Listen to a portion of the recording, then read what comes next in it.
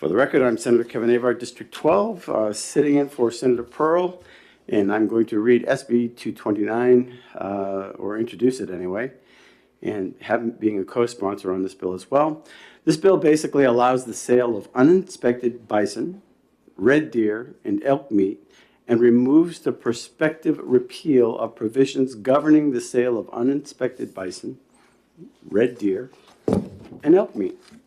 And with that, I'm going to close my testimony, because this isn't really much of a complicated bill, but we'll have some other people here to testify on it, I'm pretty sure. So with that, thank you very much, Senators. I'm not going to answer any questions from that at this point. Anybody here want to testify on this bill? Come on up.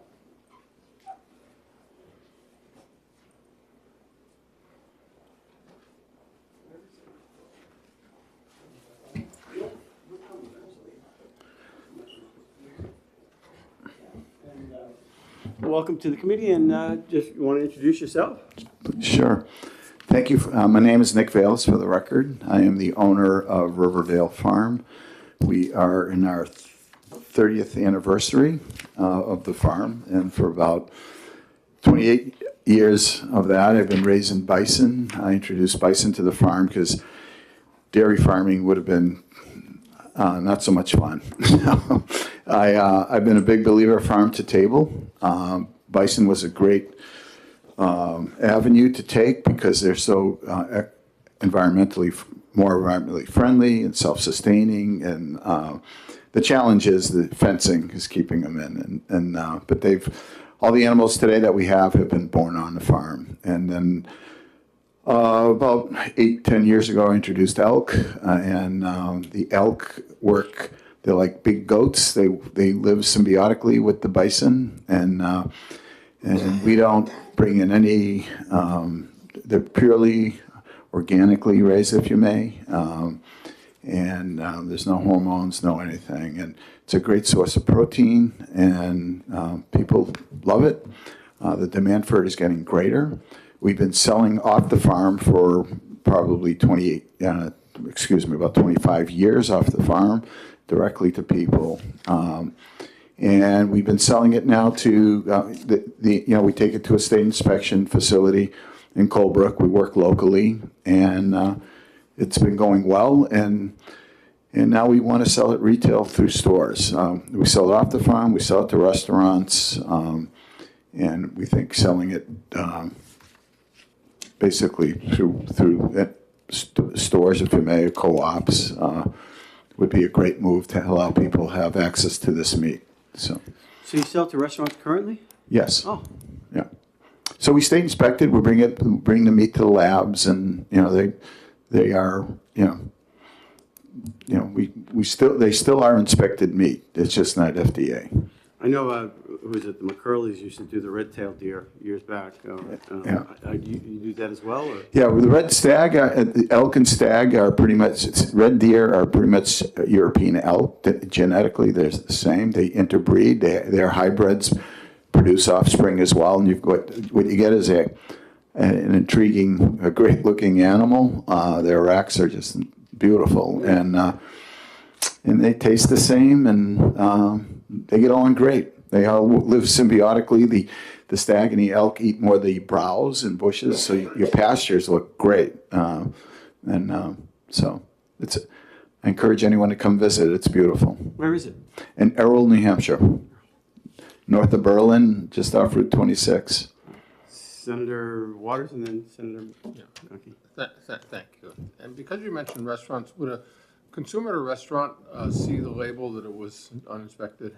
They don't see this. So we sell the burger, and the restaurateur. No, I don't see that the consumer, the actual client, would see it, but the restaurateur would. Thank you. Senator McConkey and then Senator Rosenwald. Thank you. That my question has been answered. Okay, Senator Rosenwald. Thank you. Good morning. Good morning. So did I understand that you would still be state inspected? Yes. But not subject to FDA inspection? USDA, yes. That is correct. USDA. Yep. Work with state inspection. Further questions?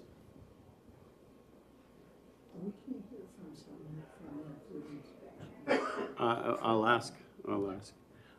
Seeing no further questions, thank you very much for your testimony. Thank you. Thank you for having me. Kyle, you want to come up here and, anybody here from the food inspection industry here at all?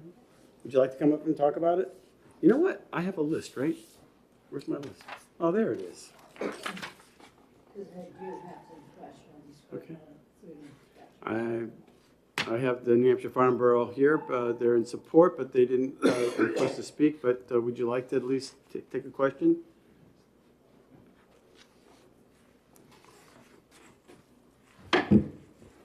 Yeah, thank you, Mr. Chair, members of the committee. For the record, Rob Johnson, representing the New Hampshire Farm Bureau as the Federation's policy director. I would be happy to answer any questions. I just would add one thing to the question that was asked of Mr. Valis. The consumer at a restaurant, it's on the menu that it said is uninspected meat, so they are aware. Nice. I think you answered the question. Senator, okay, another one. Yes, Follow up. I do have a different question. So when I was looking into this bill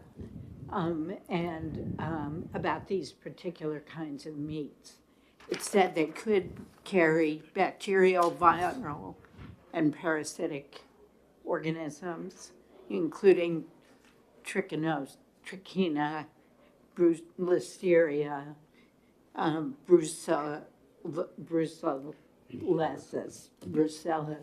I guess it's called, Brucellosis. and Campylobacteria. Some of these organisms would presumably be killed by cooking properly, but to what extent is there an issue with people handling infected meat and then passing it on to somebody else? Yeah, I think any meat could, any of what you said, but I would say you've got state officials here that could really answer that question, I think, better than I. I don't know as I'm the person to answer. In your opinion, you feel it's safe? Yeah, Yeah. yes, by federal law, their inspection requirements for animals are broken up into two categories. There's what is called amenable species and what are called non-amenable. And bison, elk, deer are what are non-amenable, means they do not need to be federally inspected to be sold. If in order for a federal inspection to take place, the owner of the animal pays for that. Where if it's an amenable species like beef, pork, sheep and such, the inspection is paid for. So there's a difference there. And the other thing that I guess didn't come up that with red deer and elk and bison, what Mr. Valis is doing with the help of this law, he's able to harvest his animals on site, and that's a better quality for the meat that way. The animals they're different than your traditional, again, beef, lamb, and pork that are more used to being handled and such. And I think that's a big advantage because they're farmed wild animals. And I do have a little bit of experience. I raised bison myself for about almost 20 years. So I think that's the biggest benefit at all to the statute. I no longer do, but I raise the animals. But I'm just going to say that's always something that when I did, I said, boy, this law wasn't in effect when I raised them, but it's a real advantage. That again allows the animal to be harvested in its home environment, low stress, good for the consumer, and it still must meet, cleanliness standards, and such. Follow up. Thank you. What state officials are here? I understood Health and Human Services, food protection folks might be here. Yes, I got a nod. Oh, I thought I saw okay. some I'll walk in. I'll ask them. Yeah, but the Thank whole you. concept is basically from the farm to basically to the table almost, instead of going from this process to this process to that process, and potentially contaminating with other things. Right, and this law enables the consumer to see where the animals are raised, how they're harvested. It's an open book. It's right there. Thank you. Senator McConkey? Yes.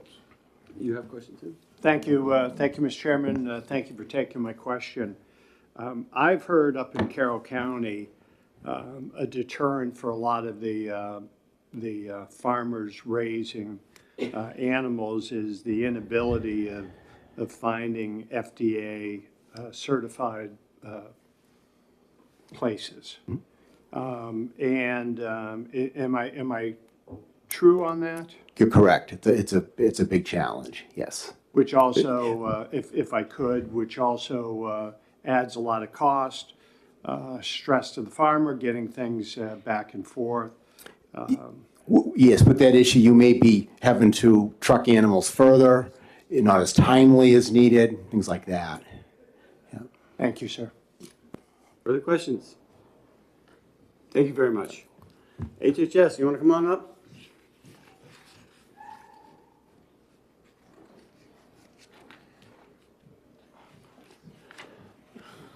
I know you didn't sign up to speak, but you're here. Happy to be a resource. And so I think the first question is it safe? Good morning. Not to take away from the movie Marathon Man. Is it safe? Never mind. You're too young to remember. For the record, Okay.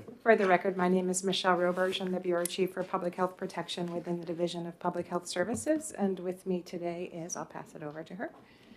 I'm Erica Davis. I'm the administrator for the Food Protection Section within Department of Health and Human Services. So, yes, Thank you. I'll give you Any the further short questions? answer. Just kidding. So I asked my same Yes, question. I can go ahead. Yeah, my question is, cooking properly would presumably kill at least some of these organisms. But do you run into any issues with people getting the organisms on their hands while they're handling the meat, and then people getting sick? I mean, I understand that trichinosis is pretty low incidence, but some of these other organisms are more widespread. Thank you for your question. I can speak from the food inspection side. So New Hampshire has adopted the 2017 Federal Food Code, which is how we inspect. And within the food code, there are parameters for safe handling of all products, especially meat products. So from when the product comes into the facility, when it's prepared and when it's cooked, there are all parameters and standards that need to be met to serve a safe product. Game meat, which is what the Federal Food Code defines red deer, elk, and bison as, have specific parameters within the food code to address safe cooking instructions or safe cooking for these Just like products. regular hamburger, if you don't cook it right. Correct. Right. Yep, there's specific times and temperatures that need to be met for safe handling. But we also have provisions for handling of the raw product prior to cooking, including hand washing and glove use and cross-contamination, making sure that those things are not happening within the facility. You're welcome. No further questions? Thank you very much, and I appreciate you stepping up to the No plate. problem. Thank you. I have nobody else willing to testify on this or ready to testify on this, so. Just make a quick comment. You do? Okay.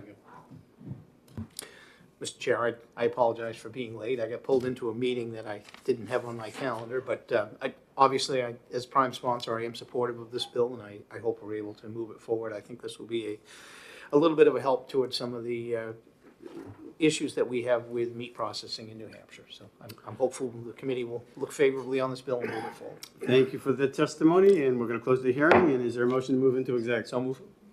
Seconded by Senator Waters. Is there a motion on this bill? Move OTP on 229. Is there a second? Second. Okay, discussion. So, why I'm comfortable with this is that, I mean, two reasons.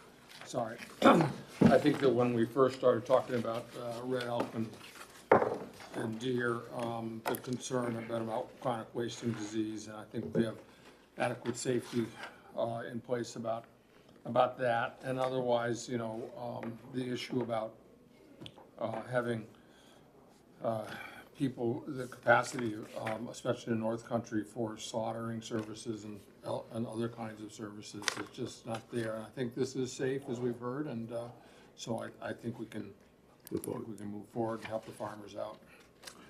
From the farm to the table, I like the idea. So, all in favor of, ought to pass? Aye. Any opposed? Move consent? Consent, by Senator Pearl and then Senator Waters. All in favor of consent? Aye. Aye. I'm willing to take this one out And if you'd Senator like. Pearl saying how it is your bill. All right.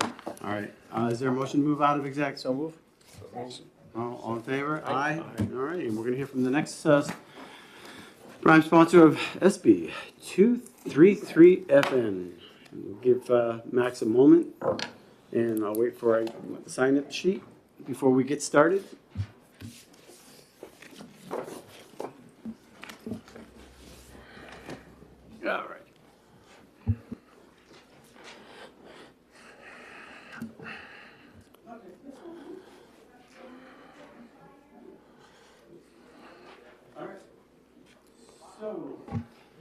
All right.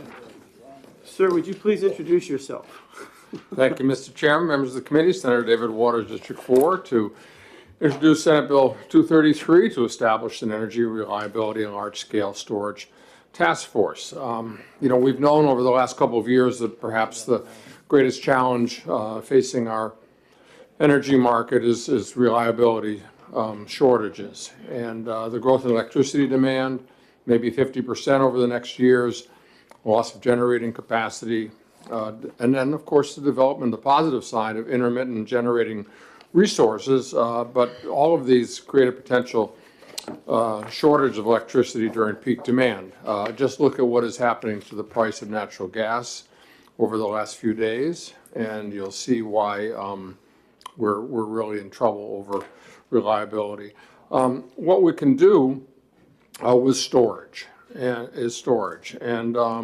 get us away from the expensive fossil fuel peaking facilities, way back to restructuring policy principles. System reliability was identified as a critical responsibility, and now we have the technology to do it. We are starting to see the emergence of long-duration storage technology, including lithium-ion batteries, full batteries, and iron air storage. Now, I mention all those three because they kind of, not exactly in order of emerging of technology, but what we're seeing in the marketplace are lithium-ion batteries, which might have 2 to 4 hours of storage capacity, but then others, especially the iron air storage batteries that developed down the road at MIT and now in production can get you maybe 10 hours. But the new flow battery technologies that are emerging, which create no heat and have a nearly infinite capacity for cycling back and forth and can have storage over 10 hours up to a day. And these are now beginning to be in production. I think we'll see them at commercial scale. So what this would mean then is that we could potentially have a real dynamic growth of storage facilities in the state. And so we need to study this and just see how we're going to fit this into various principles of how we manage electricity supply, how we allow for any potentially recovery of costs for these, and so forth. You heard a little bit about this with my bill last week, which was looking at a pilot program. We decided to wait on that, but having a task force, I think, is what we really need to do, take a look at this. Now, the bill does a couple of things. It does create a new chapter, 374I, and this is why you see some repeals of in other places, because this is essentially taking all of the storage things and putting it in one chapter with definitions. It means we can repeal things in a couple of other places. You'll note on page 1 of the definitions, it kind of breaks it out into the different periods, 2 to 10, more than 10, more than 24 hours, and that's basically the kinds of technologies that are either present or emerging. So the Reliability Task Force, it'll get together and get a report in this year, has both public and private members, and you'll see them listed on page 2, and then 18, I think, tries to encompass the kinds of things that be looking at, starting on on line 18. What are the growing electricity reliability challenges in New Hampshire and the New England markets? How can energy storage address short-term and long-term reliability issues? What are going to be the market-based solutions to incentivize the development and interconnection? And let me say again, interconnection, because that is another enormous challenge facing us, and how these can come together to enhance reliability and to shave peaks. And then evaluate any pilot programs for energy storage. And there it is. The thing also that is pretty key here is notice the $250,000 that appropriated. It's clear that they're going to need to be consultants to come in. This money is not a new appropriation. It would come from the Renewable Energy Fund. I know there's a lot of conversation about that fund and a lot of people wanting to grab it for different purposes, but I think it's hard to argue against this being a purpose that accords with what the Renewable Energy Fund is there for, because the reliability provided by storage is intimately connected to what can be done with renewable energy sources. So you see on the last page here, here are some changes too, and note that because we moved around some of the definitions, that's why you get the strikeouts there on page 3. So, Mr. Chairman, we need a task force, and here's the bill to do it. Thank you. Thank you for your testimony. Questions from the committee? Senator Pearl. Good morning, Senator. Thanks for taking my question. Just to make sure I'm reading this correctly. So line 13 of page 3, you are effectively repealing the task force on December 1st of 2025, so it would be done? Right. Okay, just making sure I was reading. Yeah, it's just, excuse me, Yes. thank you for your question. It's basically a standard thing. We're going to have a report by December 1st. That'll be in time for some filing. Sometimes we forget to repeal the task force and commissions, but you've done that, so good job. Yeah, and the other things that are, because of the definitional changes in the new chapter, that's why the rest of the act takes effect then. It's just the task force that gets repealed. Yep, thank Yep. you. Any further questions? Seeing none, well done. Thank you. Megan? This is your first time in energy, isn't it? Yeah, thank you. Well, welcome. We're very kind and patient here. Thank you, Mr. Chair and members of the Time's committee. up. Oh, already? What got into you today? This for breakfast. I had a lot of coffee.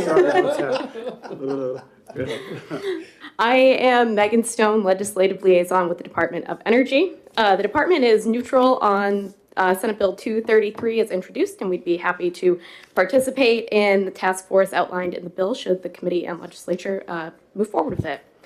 The department would like to raise one issue for you to consider, and that is the time frame. The bill would require the department to hire a consultant for the task force with a reporting date of December 1st, 2025. Given the lengthy New Hampshire procurement and contracting process, it could take up to 6 months to get that consultant on board. And it's unlikely the consultant would be able to productively contribute to the duties outlined in the bill. If the committee is comfortable with the likelihood that the consultant would not have enough time really to contribute, that's fine. We just wanted to make sure you were aware that if the committee felt that could impact the quality of the report and recommendations that come out. That is all I have, and I'm happy to take any questions. Senator Waters with a question. Thank you, Mr. Chairman. A couple of questions. I mean, I guess rhetorically, I'd say that if we went to June 30th, 2026, that would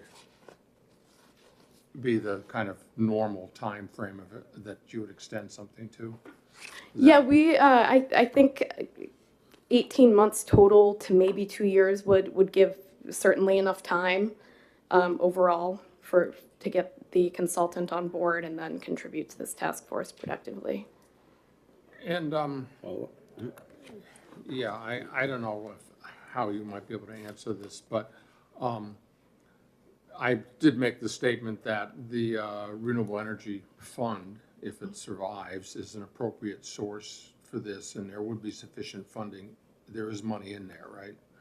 There is money in there, yes. But as far as maybe how much you would need, I don't think I have an answer to that now, but I can get you an answer for that. Thank you. You're welcome. Any further questions? Well done. Thank you very much. Thank you. James?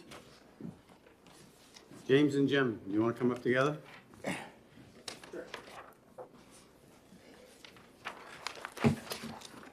Morning, Chairman Abard, members of the committee. For the record, James Andrews, CEO, Granite Shore Power, testifying in support of Senate Bill 233. Granite Shore Power, as a reminder, independent power producer with over 1,000 megawatts of generating capacity located throughout New Hampshire. Right now, I think regionally, we have high energy costs, lack alignment on policy, and have ineffective market designs that, in my opinion, is accelerating towards a reliability crisis in New England overall. With the electrification of the economy that continues, the region is quickly shifting from a summer peak to a winter peak with significantly increasing loads. And you'd say, why does the shift in peak matter?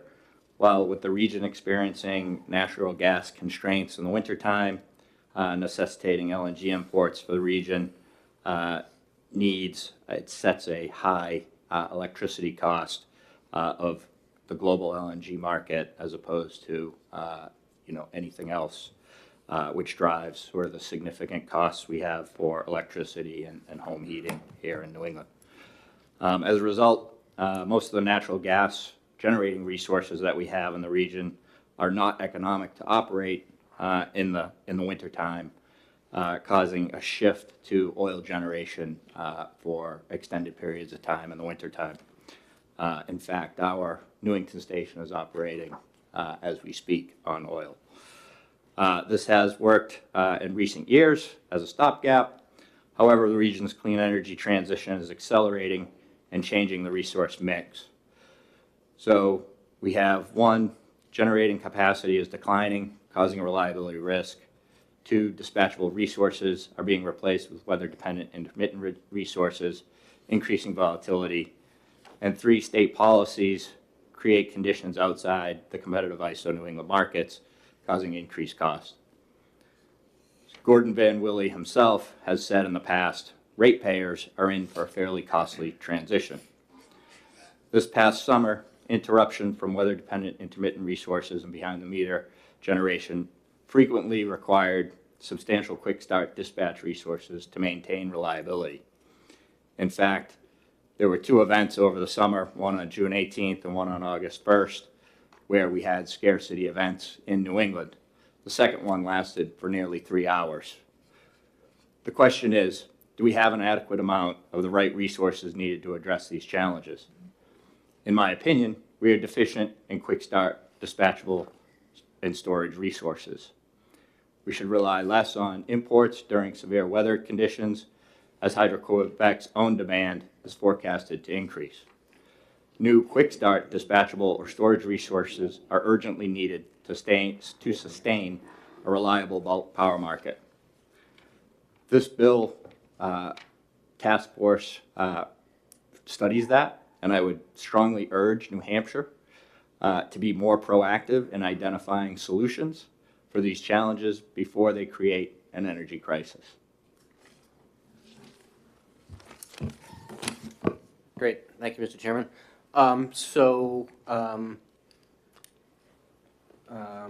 I have worked with Senator Waters and Granite Shore Power, and as the committee knows, many other energy clients around this issue of reliability, in the urgent need to do something about it, and that's why we are supporting the bill and work with Senator Waters to focus on this as a task force rather than the traditional study commission or whatever, because we believe there's some urgency associated with that. I'm going to hand in to the committee testimony from Forum Energy.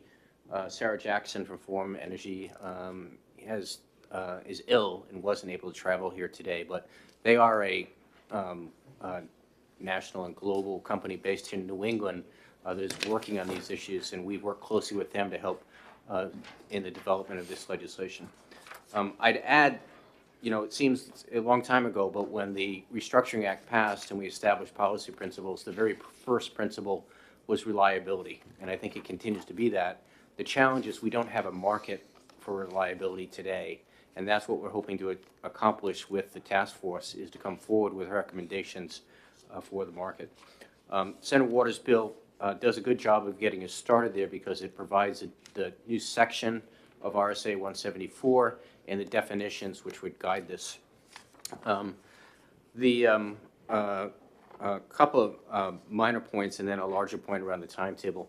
I'd stress that on page 1, the definition section, those are definitions that we worked with Form Energy, and they were for the most part taken from a statute in Michigan, which has developed through their own study and work the creation of a emerging storage market or reliability market.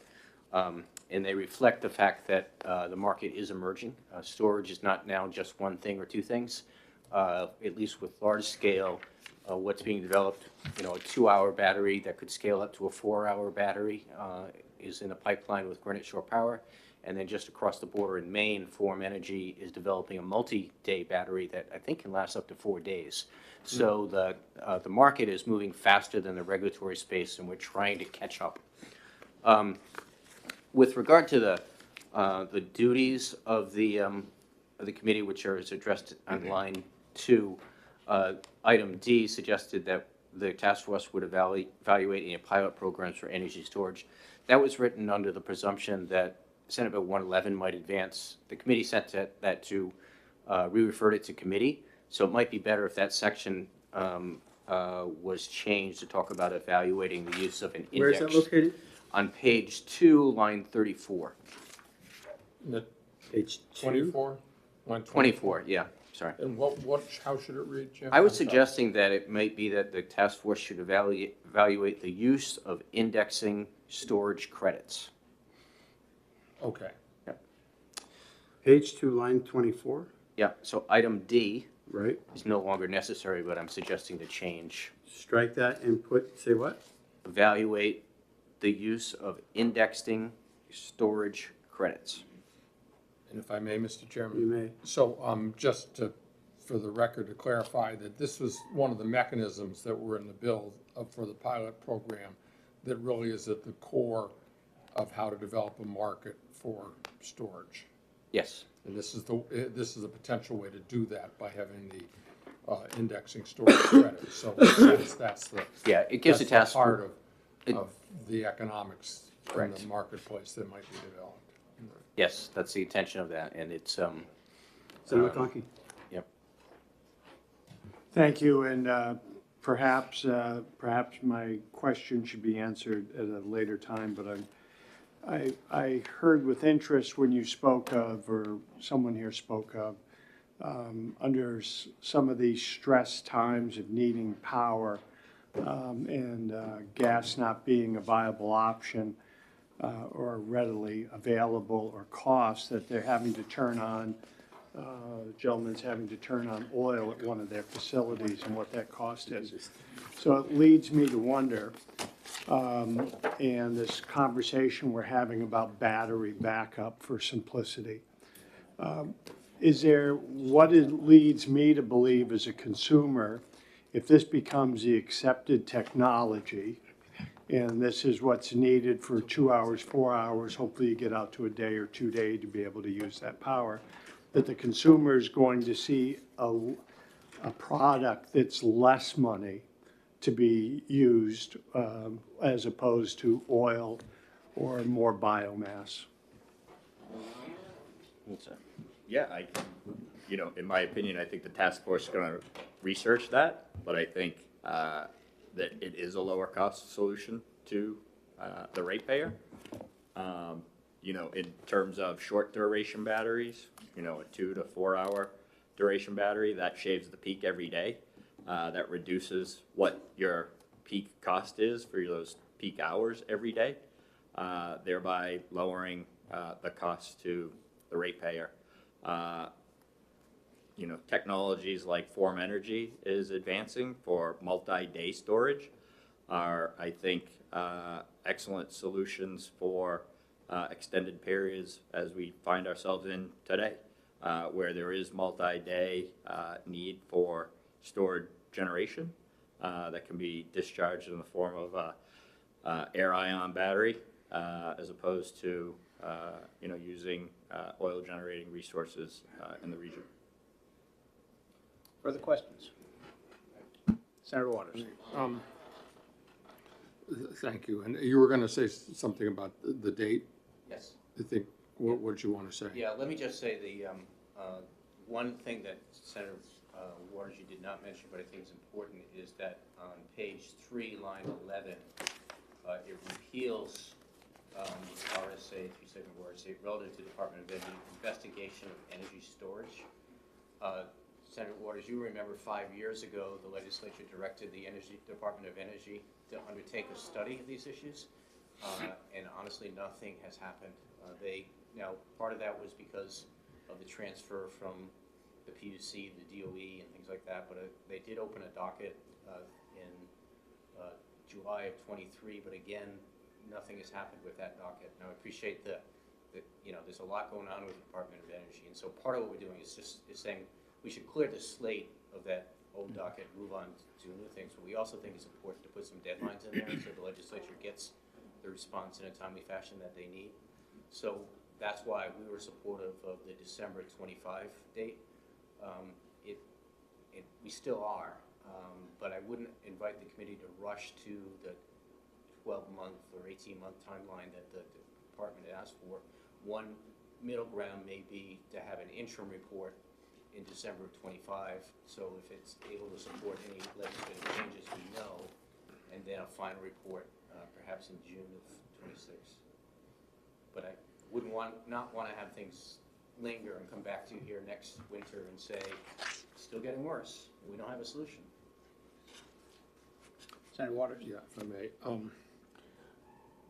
Yeah, that makes sense. Now, I think that another concern is, and it's just impossible to speculate on this because of what might happen to the Renewable Energy Fund. And so if there is not funding available from that source, do you think that the work of this committee could proceed adequately on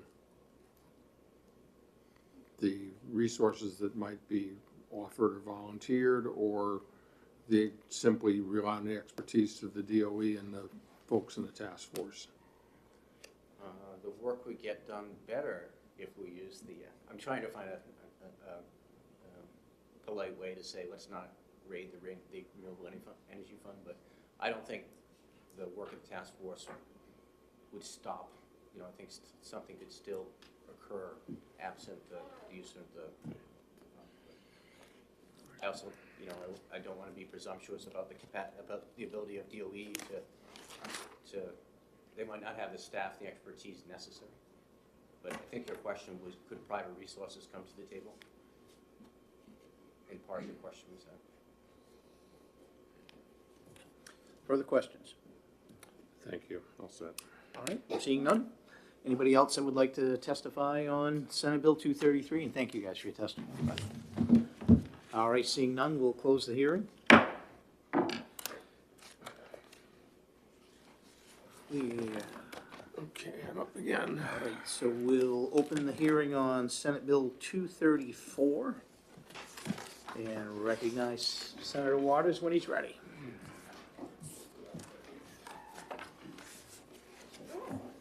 Thank you.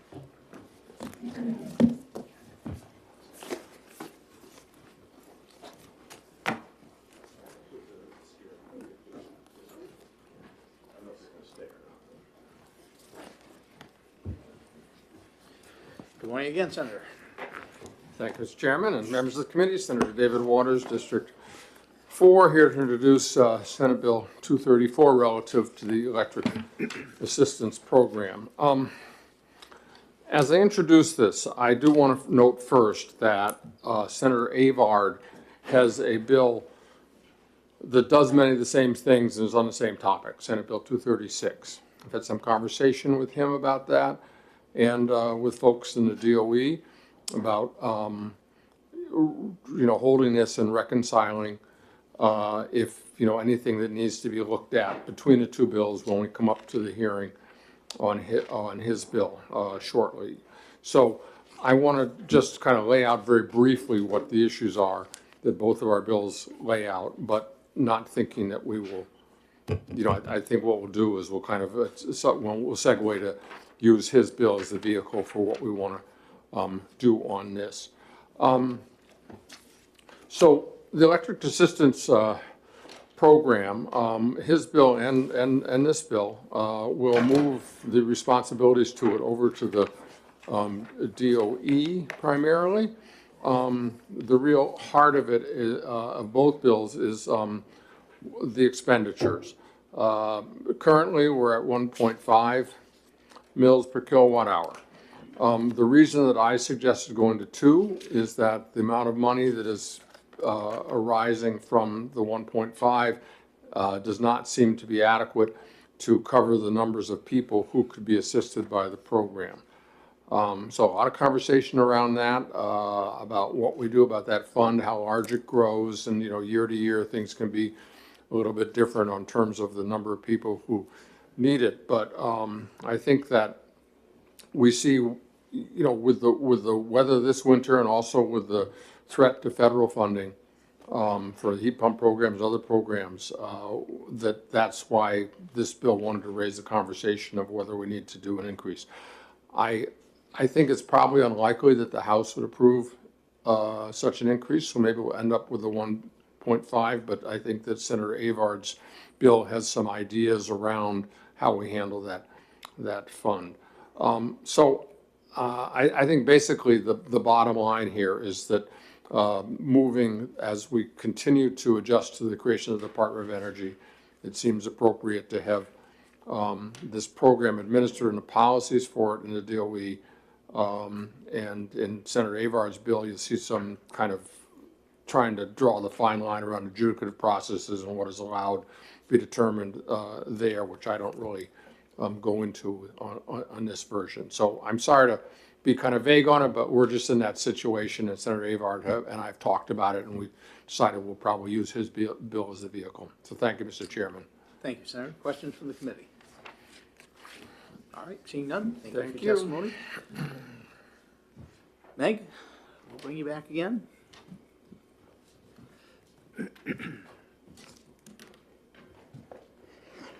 Good morning. My name is Megan Stone, Legislative Liaison with the Department of Energy. The department is neutral on Senate Bill 234. So currently, this program is created by PUC order, and approvals and administration go through the PUC. And when the department was created in 2021, other assistance programs such as fuel assistance and weatherization assistance came to DOE, as well as the staff and the expertise to administer them. So it would be a natural fit for the electric assistance program to move over to the department. The department worked with Senator Avard on Senate Bill 236, and we can certainly have another conversation when that comes up for a hearing.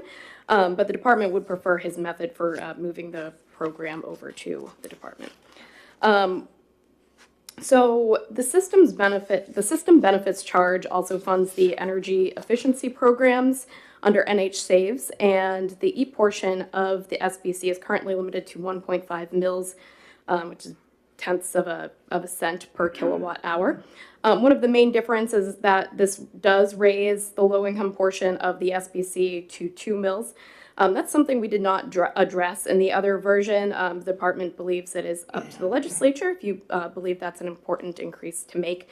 However, we are comfortable with where it currently is.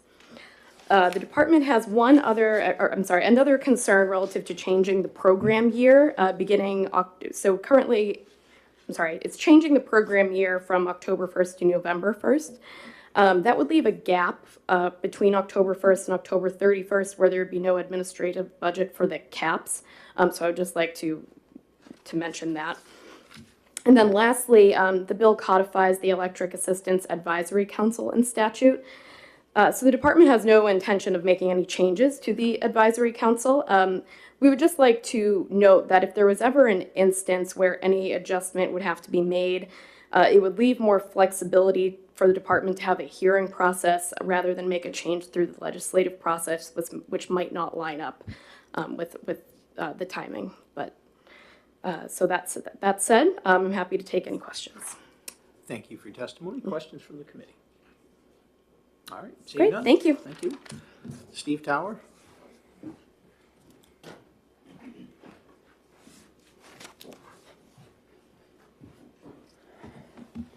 Good morning. Good morning.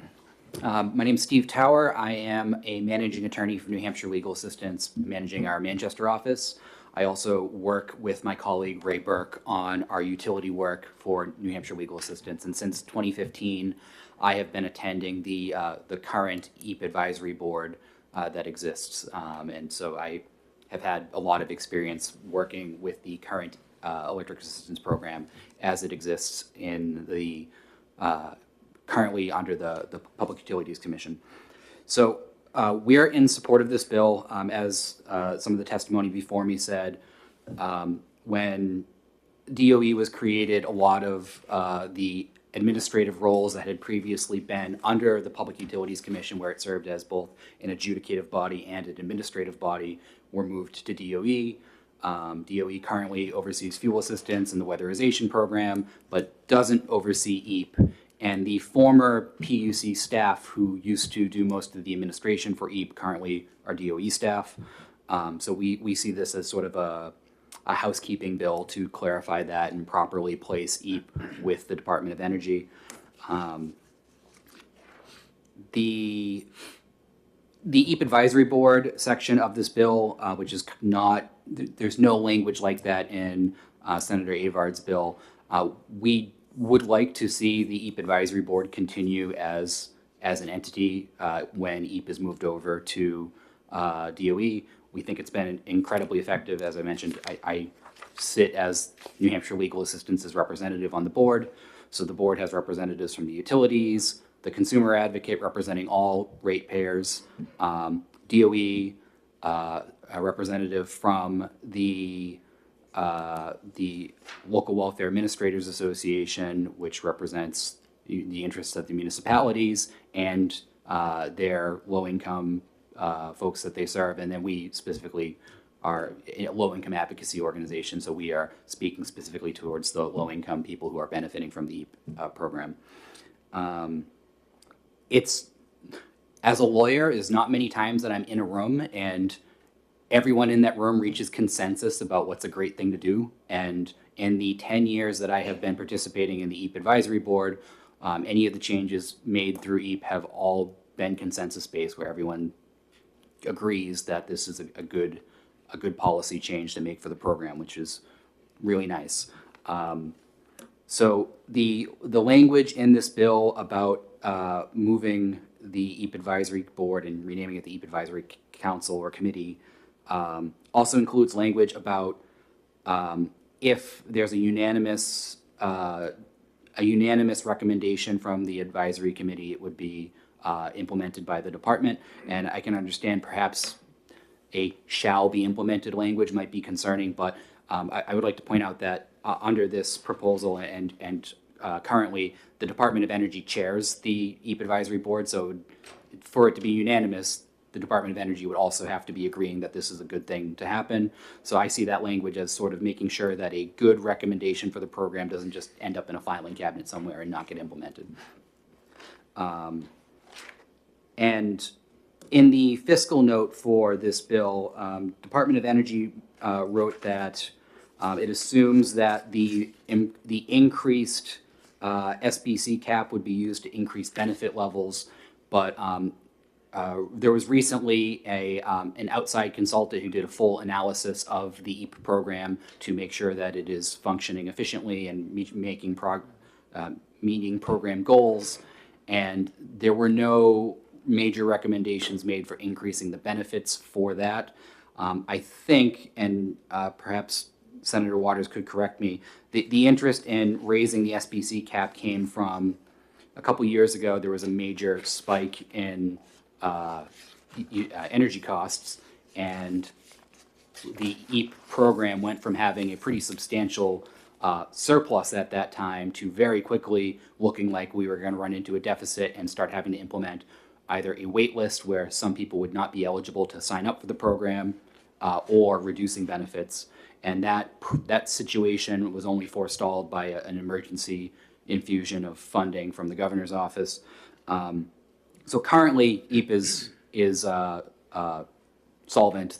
There's no immediate issue with funding in the near future. But as Senator Waters did say, there's a very large percentage of households who are eligible for EAP, who for one reason or another don't contact the community action agencies and sign up to get the assistance. So it is possible that at some point in the future, either because of increases in energy costs or a sudden increase in the number of participants in the program, that there could be not enough funding as it exists.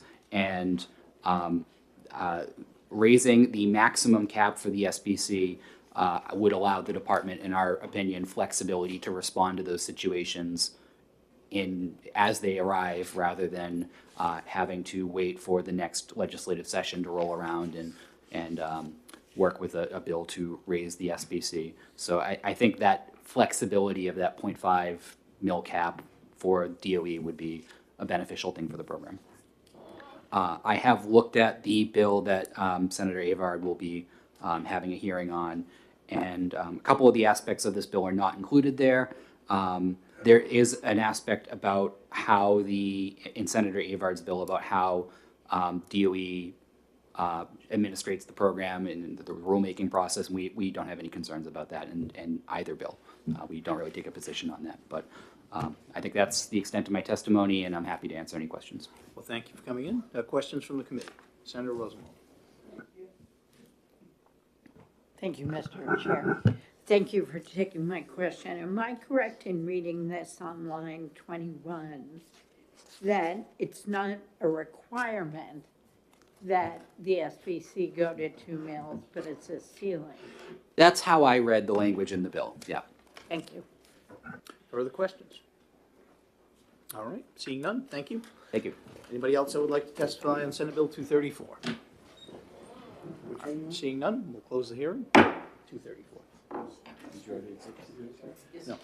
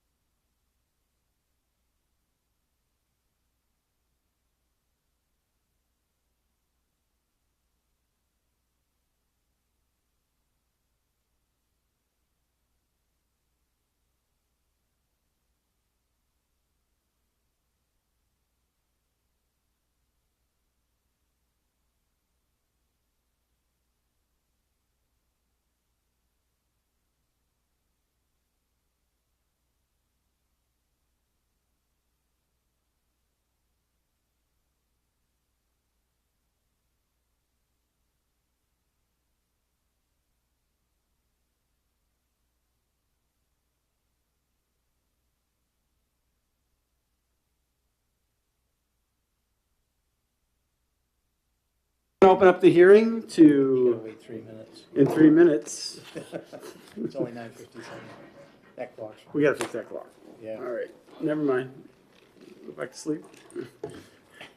Boy, is it hot in here or is it me? It is hot in here.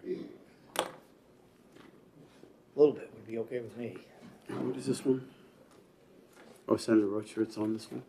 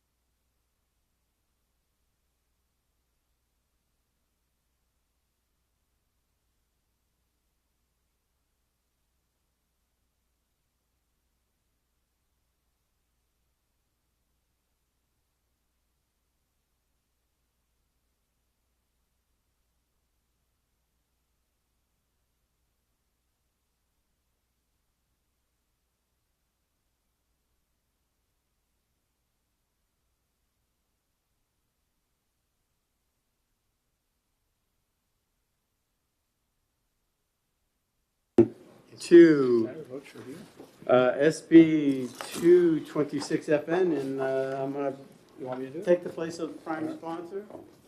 Would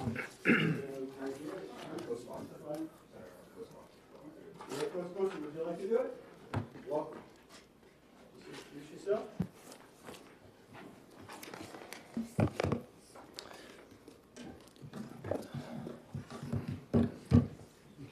Thank you, Chairman Avard, members of the Senate Energy and Natural Resources Committee. For the record, my name is Jonah Orion Wheeler. I represent the towns of Peterborough and Sharon, Hillsborough's 33rd District. I was going to call you Representative McConkey, but Senator McConkey, it's good to see you on this other side of the desk here. But now you're an enemy, though. Now you're an enemy, so we got to watch out. Chairman Avard, I'm here today to introduce Senate Bill 226. Senate Bill 226, I'm a co-sponsor of this legislation to suspend applications for the new landfills in our state and establish a committee for the feasibility of solid waste incineration. Now, I have my own opinions about solid waste incineration, and I'm not sure it's as clean as people say it is, but I think we need to find some way to deal with the trash that's in our landfills, and I think the solid waste incineration might be a good way to move forward here. I'm not the drafter of this legislation. I'm just got my name on it, and I'm sure Senator Rockford will be here soon. And as I said that, he all right on cue.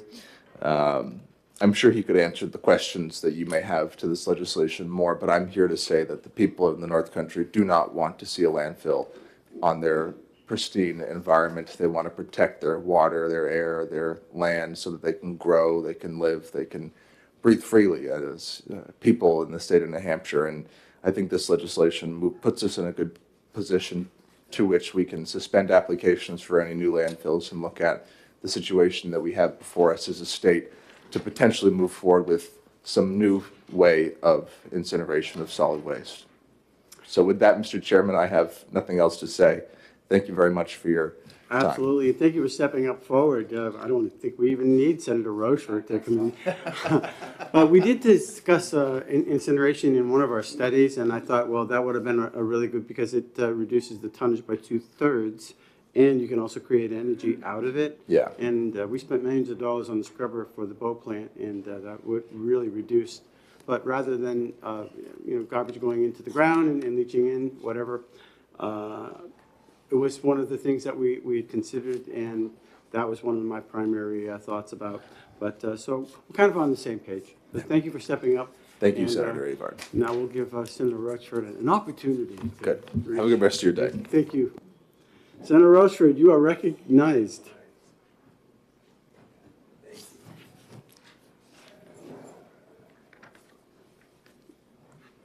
Thank you very much, Mr. Chair. For the record, my name is David Rochefort. I represent Senate District 1, which encompasses the top 2,500 square miles of the state of New Hampshire. And I was on time.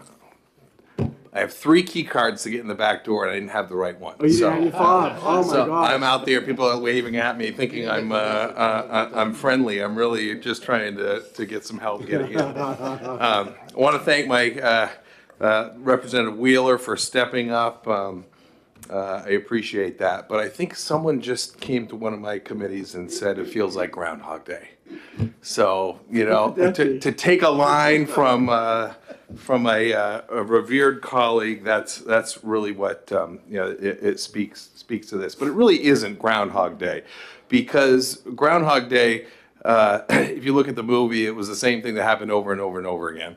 And although this bill is familiar to many of the committee members here, the problem is the state of trash and landfills and permitting. That is evolving, and it's changing. And Bill Murray would get up, and the same people he'd see in the lobby of the inn that he stayed at. This is a little different. We've talked about this for a number of years, in that we need to have a brake pump, because there are a number of issues that have been changing and continue to change as we go along. One of the issues we talked about is rules, and I think want to commend DES for bringing those to us. However, there's some questions in the rules, I think, that have been raised at various stages of that. The other thing that hasn't changed, or that's changed, is we now have a governor who just last week said we need to put the brakes on permitting new landfills because of the questions that have been raised by the community and a number of folks that have worked down here on various issues. So that's another issue that I think would warrant this bill at this point. The other thing that this bill contains, which I know you just mentioned as I was stepping in, is the topic of land incineration. And I don't have an opinion on that either way, but I think a year and a half ago we sat in a study committee and it was brought up, and it wasn't the point of the study committee, but people brought up this topic, and it certainly piqued the interest of many people on that committee. And I think it's time that we look at that, whether it's an option, a viable option, not an option. I wanted to make sure that we put that in legislation and really take a hard look at that. Some folks say it's better to put trash or pollution in the air. Other people say it's not. Some folks say that incineration is a out of date way to eliminate trash. Others say that the technology has risen to the point where it's clean and safe. I don't know the answer to that, but I think with something, with our ability to sit down, we can bring in the experts and answer that question.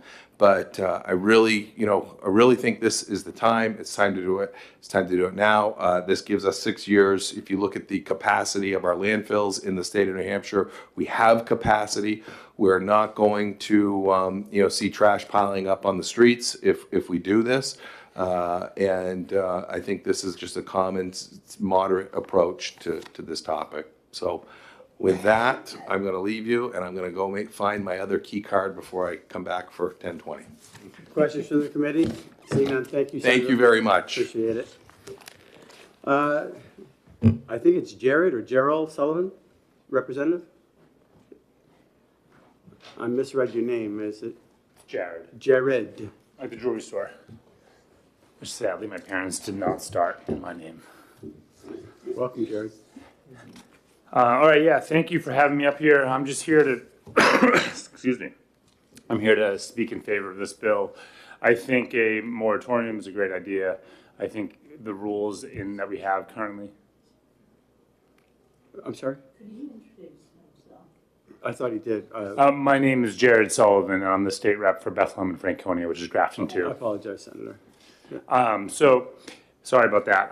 Yeah, so I'm in support of this. I believe that our current regulations around siting of landfills are sort of antiquated, and this will give us some time to, flesh things out and get the rules that are needed in place so that we can have thoughtful regulations around how we site landfills and the way they need to be designed, all that sort of stuff.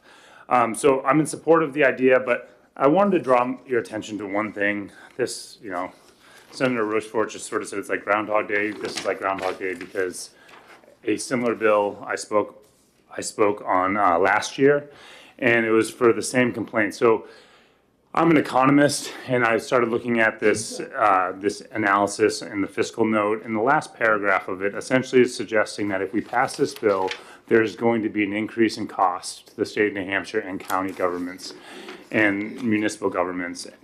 I think that this is a very misleading paragraph because this is going to happen regardless of whether we pass this bill. There's going to be a delay in even if we were to approve a new landfill to be built, the only one that I guess could theoretically on any sort of reasonable timeline be built quickly would be up in Forest Lake. And let's just say for the sake of argument that were to happen quickly, it still wouldn't open up in time to make up for the closure of the landfill in Bethlehem, which is expected to close next year, perhaps potentially fiscal year 2027. So The idea that this bill is going to cause an increase, if we pass this bill, we're going to have some sort of increased cost for state and municipal governments is very misleading. And I just wanted to bring that up, point that out to the committee. They're essentially using economic logic of we're decreasing the supply and demand is at best going to be held constant. And so therefore you would expect there to be an increase in the costs.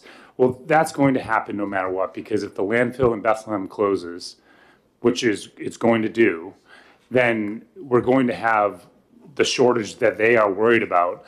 And it's not clear that there would be a shortage. There's plenty of capacity in the state. But using their logic, that would happen regardless of the passage of this bill. And so I just think that when you're thinking about whether or not to support this bill, you shouldn't put much weight on that part of the fiscal analysis because it's just not well done. And it should, in my mind, it should be discarded. So I just wanted to kind of point that out to you guys because I know sometimes we consider these fiscal notes and we try to understand the logic of them. And I just think that this was done incorrectly with bad assumptions and it's just not accurate for what's actually going to be causing it. So with that, I'll take any questions if you have any. Thank you for your testimony. Senator Rosenwald has a question. Yes, thank you. I don't have a copy of a new fiscal note. Mine is dated 1/22. It's in this. So It's in the ones that are up here, and I can hand it to you if you'd like. Well, you must have connections because we don't have that. could we please ask the LBA to distribute the new fiscal note? Yeah, if you don't mind. Yeah. Thank you. So when is that Bethlehem supposed to close? Probably 2026, but potentially early 2027. Where's that garbage gonna go? Most likely Berlin. Berlin. But Carberry as well. And Carbon. I mean, yeah, it really kind of depends, right? Like the biggest thing about trash disposal is the transportation cost is a big part of it. So I would imagine stuff being created in my neck of the woods is going to go to Berlin, and stuff that's coming from southern part of the state will go to Rochester, and things that are coming out of state maybe we'll just have to go to other states perhaps, or find homes in their own state. Rochester receives what, 75% from out of state? I don't know the numbers, so. They do. Curious. So Senator Rochford did mention something about a 6-year. What was the 6 years? Is that before we need a new landfill?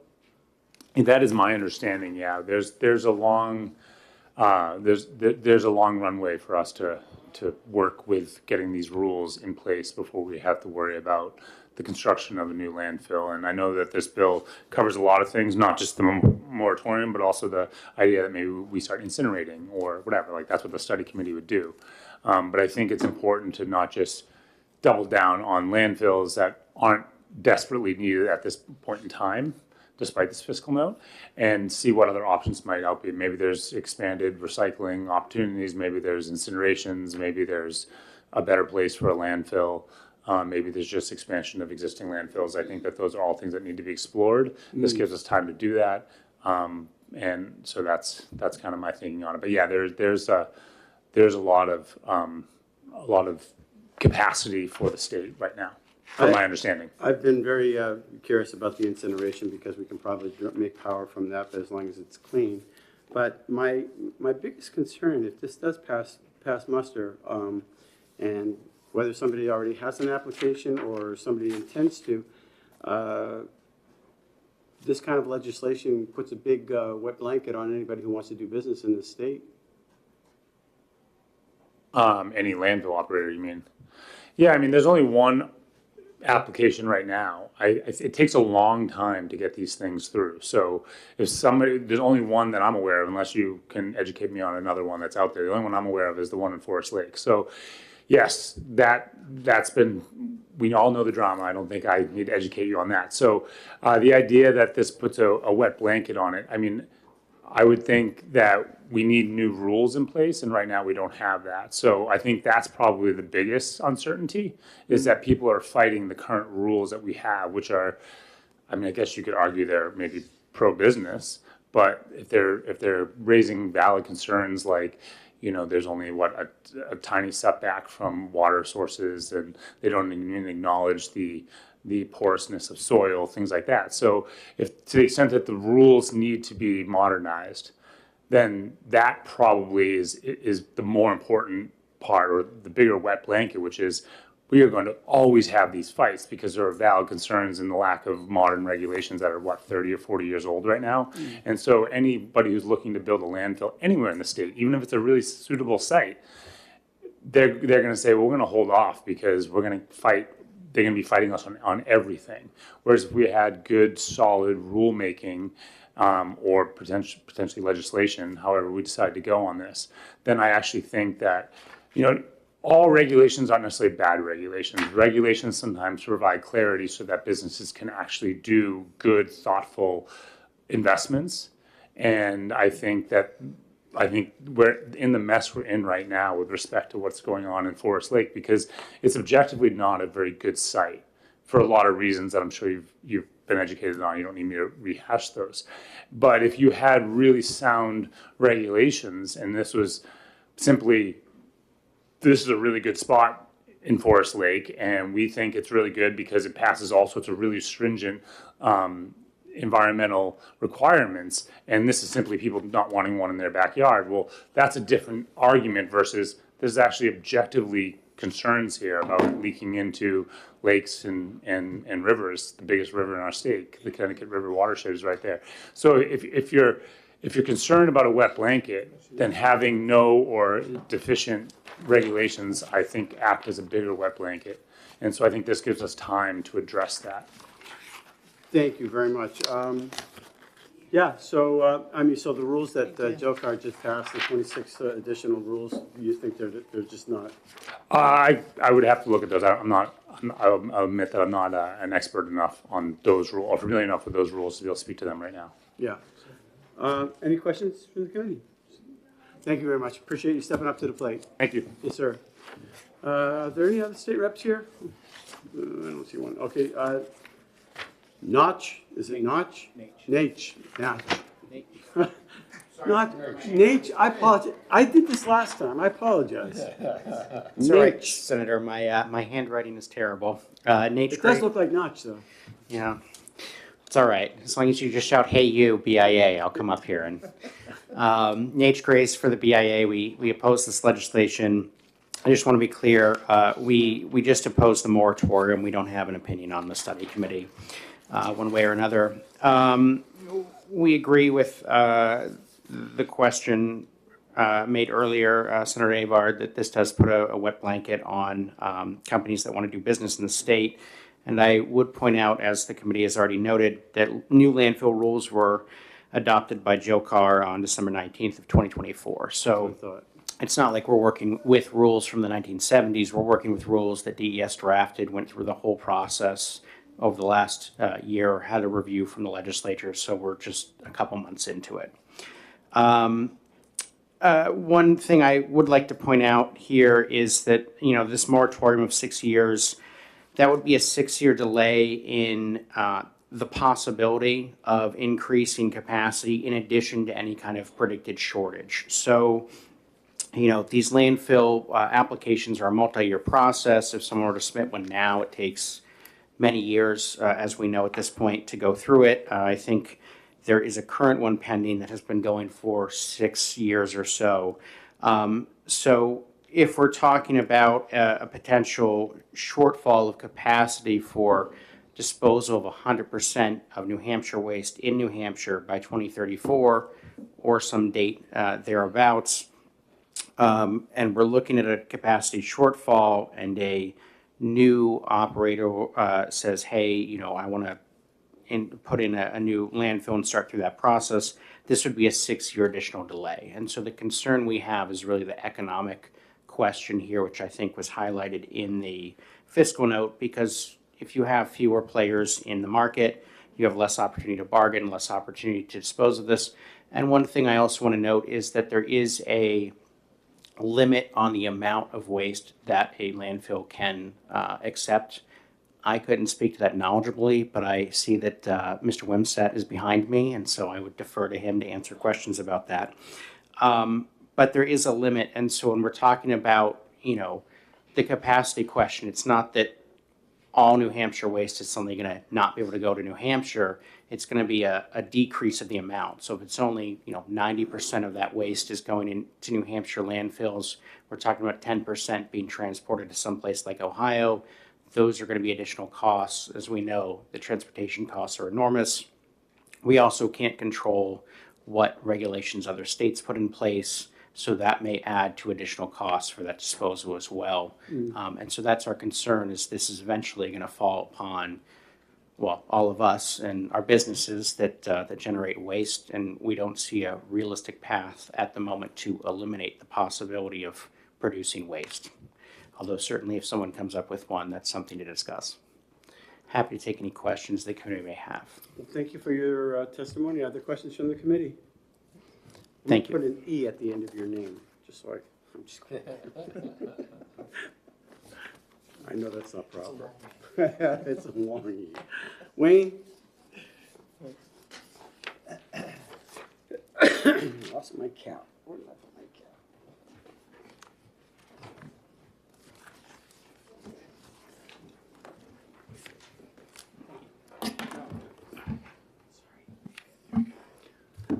Good morning.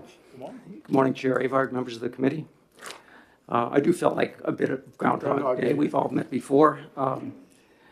Let me start by saying I've handed around testimony, and if I was in your seat, I wouldn't want someone to sit here and read it, so I'm going to try not to do that. Appreciate talking from your heart. So I'm going to speak to some talking points. I guess to start with, I couldn't disagree more with what I just heard from the BIA, and maybe you wouldn't be surprised by that, but I just want to clarify that you asked a question about when we might need more capacity. And this is a subject that's kind of near and dear to our heart, because part of getting educated on this subject is understanding, well, how do we keep score, and when do we know if we need more capacity? How does that work?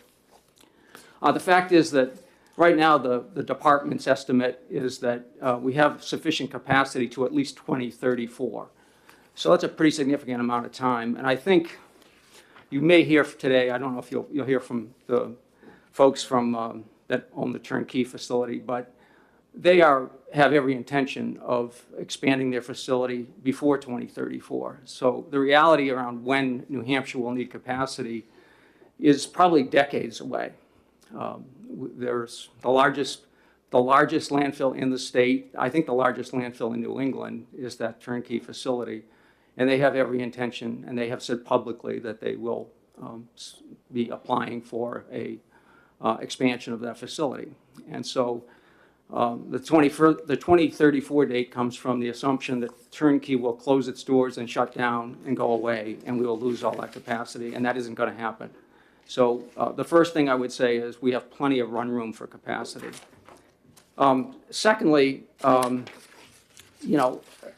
the comment about a wet blanket on kind of the business side, I'm a business person. I believe in business.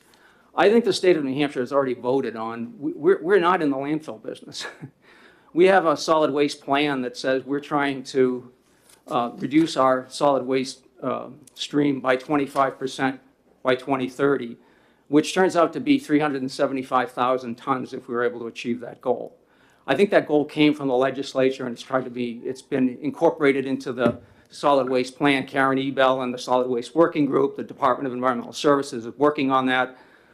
Diversion, composting, recycling, all of those things that we should be working on. We're starting to make progress, right? We've got some things going. If we're successful, that plan also says we plan to reduce by 45% by 2050. That's 675,000 tons. That's the equivalent of 2 landfills other than turnkey. I mean, it's a huge amount. I think we already recognize from the state's solid waste hierarchy, we don't want to be in the landfill business. Landfilling is the last thing that we want to do. It's the weakest, it's the poorest use of land, and it puts New Hampshire citizens, communities, and businesses at great environmental risk. So I think with that kind of high-level goal that we're trying to shoot for, it's really what policies do we need to put in place to make that happen? And I don't know about, this bill talks about 2 things, a moratorium till 2031. And there's 2 reasons for 2031. 1, we have the runway. And 2, New Hampshire, like all of our other states, both in the region and probably across the country, have significant issues with handling solid waste. It's not really an either or, incineration or landfilling. It's the scientific community keeps giving us information that says landfills create significant risk, that things like leachate that we didn't know about years ago contain heavy metals, toxins, PFAS, serious stuff that we struggle with how to handle.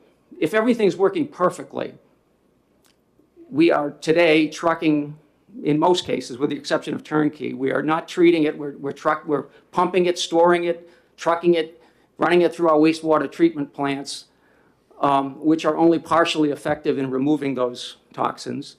And we either release those toxins into the rivers in diluting them, or we capture and concentrate them and either haul them back to the landfills and bury highly concentrated PFAS into the ground, or in some cases, we've gone the route of sludge, which we've heard horror stories not only in New Hampshire but all over the place about farms being lost and health issues and people actually losing their businesses because of it. So there's a ton of issues related to solid waste. What better time for New Hampshire to pause and take a step back and saying, what could we do better? What's best practice? How do we, we're not going to stop producing trash, but there's things that we could do to help ourselves. New Hampshire, part of the issue about the rules, I give DES credit for a lot of things. They have a very difficult job. They just spent 18 months creating new rules. On the flip side of that, organizations like North Country Alliance for Balanced Change, which I'm involved in, a coalition of other people, scientists. I wouldn't sit here and tell you I'm an expert on hydrogeology, but I'm smart enough to know I don't know what I don't know. And my group has developed enough resources to hire very competent people to look at those things. And there are very significant concerns, not only about the old rules, but the new rules. And we think the most important decision to be made in a landfill's life cycle is the first decision you make, and that's where do you put one. And a lot of the concerns about the rules have to do with something called the conductivity of the soil. And New Hampshire today, even with all the improvements we've made to some of the engineering portions of a landfill, we still have an arbitrary distance to set a landfill back from a body of water. And whether that's a lake, my little lake in the North Country, a river, or the Atlantic Ocean, we have gone, after 6 years of asking for much stronger rules and regulations, we have gone from a 200-foot minimum setback to a 500-foot minimum setback.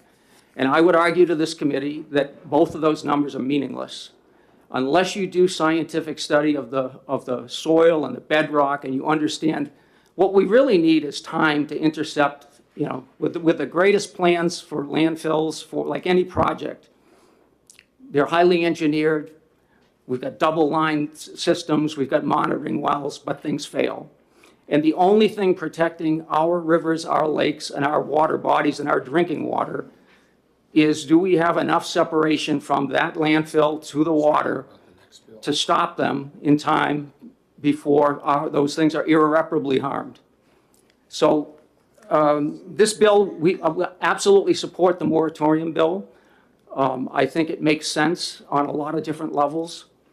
I don't know if incineration is the answer, but it's certainly 2 steps up there. If we go waste to energy, we're moving in the right direction away from everything we know about the hierarchy of the best use of our resources. And we'll either convince ourselves with that study that it can be done cleanly, you need the right equipment and it needs to be operated well, or we'll say, no, that's not the right way. What else can we be doing? But we need to do something. We can't just keep doing what we're doing and expect a different result. New Hampshire has a lot. There are so many things that are going well for New Hampshire. I know this is a difficult budget season, but relative to our neighbors and probably everywhere else in the country, we have so much to be feeling good about and to be promoting. And the growth, especially in the North Country, because I know a lot of this relates to a current application. The North Country is booming, and it also concerns me. The BIA comes up and talks to you about impact on business. The businesses that this committee should really be concerned about are the array of small businesses in the North Country that are absolutely booming. Breweries, restaurants, retail shops, tourism couldn't be at a better place right now. People used to only come here once in a while to ski. Now they mountain bike. It's year round. That only works if we have clean air, clean water, and open spaces. And for too long, we have been so worried about making the rules fit the industry's needs to open these landfills. The truth is, we may only need one new landfill in the next 100 years. What this bill allows us to do is step back and try and get it right and make a good decision for the state. And I think ultimately, if there's concern at all about, I don't know, we've seen the storms and, there could be some natural disaster that let's say a landfill gets wiped out and we lose that capacity. We have an insurance policy. This bill does not affect existing landfills, and it doesn't affect their ability to expand. And now we will never have a better time to step back and try and get this right. I don't discount the work that's been done. A lot of people are working really hard on this issue, but it's complicated. And ultimately, it's a policy decision for this group. And I think what we're asking for is a proactive approach. Don't wait till it's too late and you have to make a decision. Make the decision now, buy some time, explore our options, and get this right. It's too much at risk not to do the right thing here. So I would ask you, as you think about a wet blanket over businesses, I would ask you to also think about the life-changing impact of a leak, a body of water, drinking water supplies. One only needs to look at what happened in Merrimack with the St. Gobain mess to realize people's lives can be irreparably harmed by the types of materials that are coming through these industrial operations. And we have every opportunity to try and protect the health and well-being of our citizens and our economy, which is driven by tourism. And I would ask, I think the governor has come in and has a different view and a breath of fresh air about thinking about this. I would ask us to listen to that message and listen to what the public has to say. It's not enough to come before you year after year. We can disagree on details. We can make tweaks to bills. We can make amendments. But 2025 is the time to take some action. We can't afford to keep kicking this down the road. There's too much at stake. And we know more now than we ever did about the dangers of this stuff. So it's time. I beg the committee to pass this bill. If you have concerns, if we need to make amendments, let's work on that. But now is the time to do something. We need to stop talking and take action. Thank you. Thank you for your testimony. Senator Rosenwald with a question. Thank you, Mr. Chairman. Thank you for coming. So in section 5, the duties of the commission is limited to studying the impact incineration would have on landfill capacity. My question is, do you think that's too limited a scope? Should it also be looking at the question of energy generation and impact on public health? Yeah, it's a very good question. Thank you, Senator. I do think, we run all of these bills the risk is how complex you make them versus how impactful they will be. I believe in the bill as written, but I do think there's more things that we could consider. If we take a moratorium, there are other issues that the state is grappling with that need answers. And Senator Avard, you mentioned the turnkey facility and the amount of out-of-state waste. I think it's more, my last look at that was, I think it was somewhere in the 60s. It wasn't 75, but it's a big number, and it's a lot. We don't have, today we don't have a policy from the legislature saying, what are we going to do about out-of-state waste? It is the elephant in the room. It is the biggest tax on our solid waste system. We have a commerce clause, which... We do. that shouldn't be the end of this conversation. That should be the start of the conversation. To me, that's an obstacle. Other states have figured out other ways to go. And by the way, I think Director Wimsatt is here.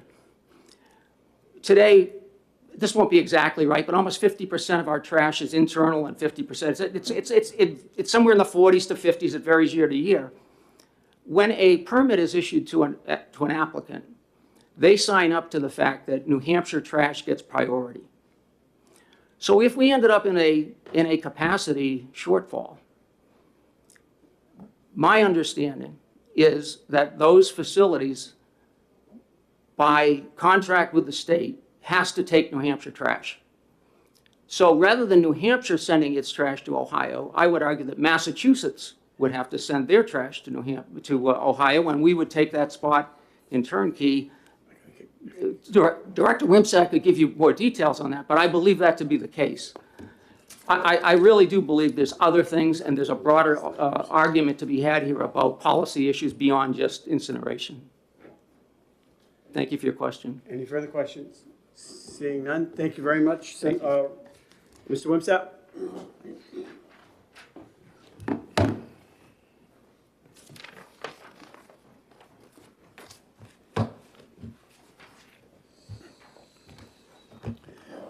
Morning, Mr. Chair, members of the committee. For the record, my name is Mike Wimsatt. I serve as Director of the Waste Management Division for the New Hampshire Department of Environmental Services. And thank you for the opportunity to testify on Senate Bill 226. So the agency is not taking a position on this bill, but as we have done with a number of bills this session, we do try to, if we see observations or concerns that we have regarding a bill that we think would be important for the committee to understand and that they would want to know, we try to come before you and provide those and then answer any questions that you might have. So having said that, with respect to this bill, there's a few things that I'd like to draw to your attention. First of all, in Section 1 regarding the suspension of permitting, and this is actually, if you followed at all, the House bill, and I've got to remember the number now. There's a House bill before the E&A committee right now from Representative Germana, which does something quite similar to this, and I have testified on that, so much of what I'm going to say is consistent with what I've said before that in the House E&A committee. So first of all, in Section 1 regarding the suspension, it provides that we can accept an application, the agency can accept an application but cannot evaluate it or act on it. And there's, I think, an unintended consequence from doing that because, as we understand it, RSA 541A29A, which is under the Administrative Procedures Act, says that if we receive an application and we don't review it and act on it within the timelines either set out in the statute in 541A or in the governing statute, then after that time expires, the permit is deemed approved without any action or review by the agency. And I don't think that's the sponsor's intention here. So as I testified before the House E&A committee, we think there'd be a couple of ways to potentially fix that. One could be that we'd be simply told that we deny it. And then, so basically we would have acted on it. I'm not sure that would be what the legislature would want. Another thing would be to potentially add in some language, and I think Representative Germana has done this with his bill in committee, to basically say notwithstanding RSA 541A29A. So basically recognizing that provision exists, but setting it aside. And along the lines of that, in the same section, the prohibition on evaluating or processing, we believe, could cause significant delay in development of needed capacity even after the 2031 suspension date. And the reason for that is that when we receive an application, particularly for a new landfill, which does not happen very often on a new site, there's a lot of moving parts there, and it often takes many months or even a couple of years for us to go back and forth with requests for more information to make sure we actually even have a complete application.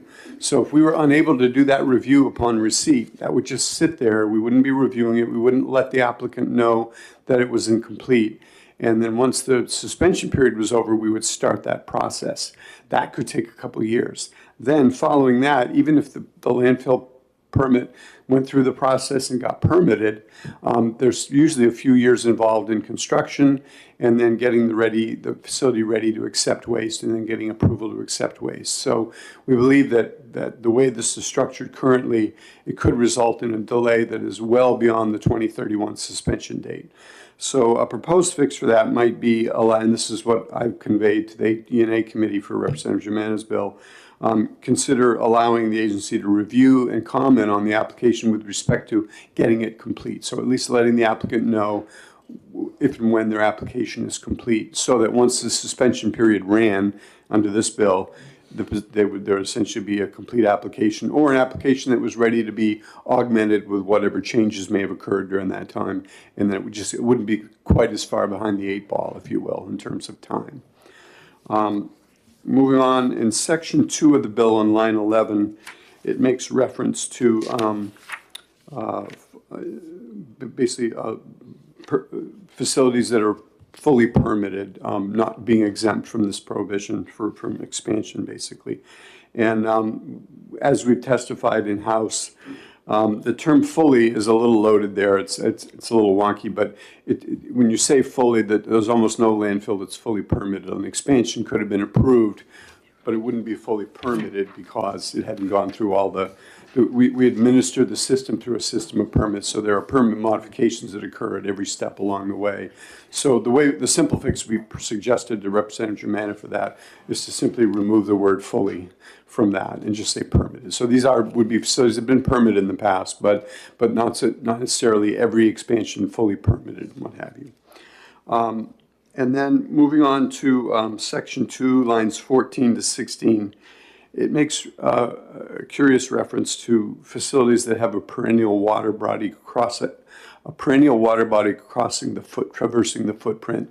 We're not sure under what circumstances that would exist or would be permitted, so we suggested to Representative Germana that it simply be removed from the language there. And with that, those are all the comments that I wanted to raise with you. I'm happy to take any questions. Thank you. Senator Avard had a question, which I will ask for him since he had to leave. He wanted to know what the typical cost of permitting a landfill, going through all the permitting processes, if you had an estimate. I confess I don't know. I mean, I know that, for a significant landfill new permit application, the permitting fees would be on the order of around $35,000 to $50,000 paid to the state for the permit application fee. But that represents, I think, a very small portion of the total cost. The costs are really tied up in, land acquisition, legal fees, hydrogeologist and engineering for determining the suitability of the site, doing hydrogeological investigations of the site, as well as certainly the engineering requirements for designing and putting the application together. We don't pay those. Those are paid by the applicant, and we're not privy to those costs, so I don't really have a good sense for it. Would it be reasonable to anticipate they'd be well into the millions? I would not be surprised if that were true. Senator Waters. Does Senator Carson want to see you? Yes. Should we just recess for 2 minutes? You want to recess? All right. Yeah, why don't you do that? We're going to take a 2-minute recess, and then I'll be right back.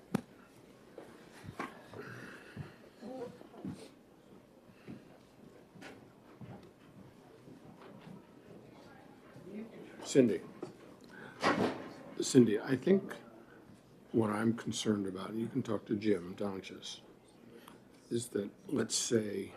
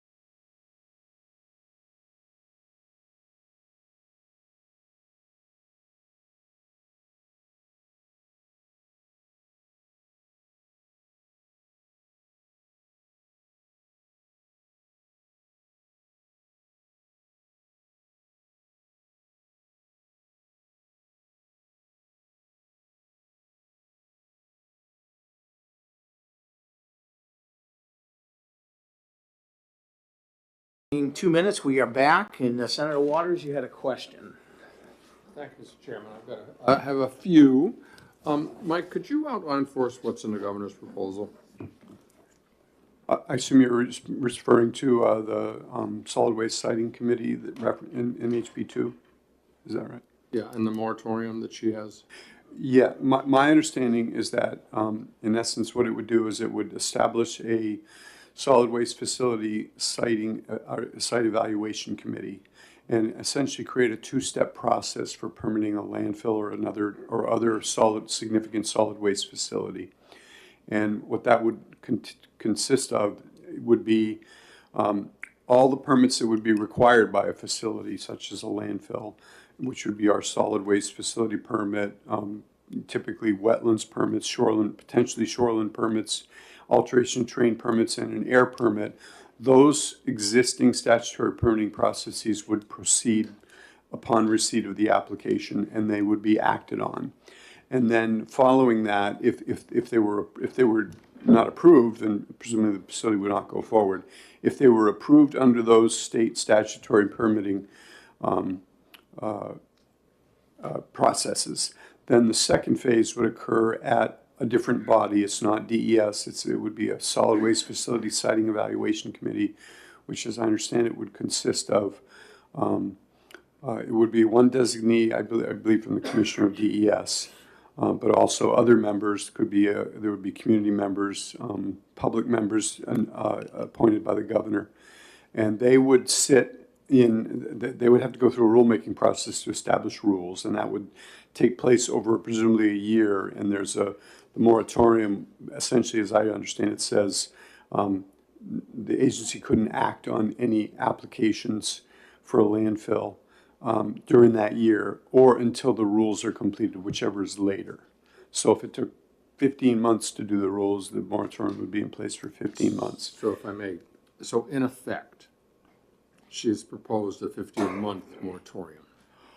I use 15 months as an example. I mean, the language in the bill is a 1-year moratorium. All right, thank you. If I may, yeah. So I know, the main thing have been concerned about is municipal solid waste. Mm-hmm. This would do something else, though, because wouldn't it also put a moratorium until 2031 on, let's say there's, someplace that wants to process soils?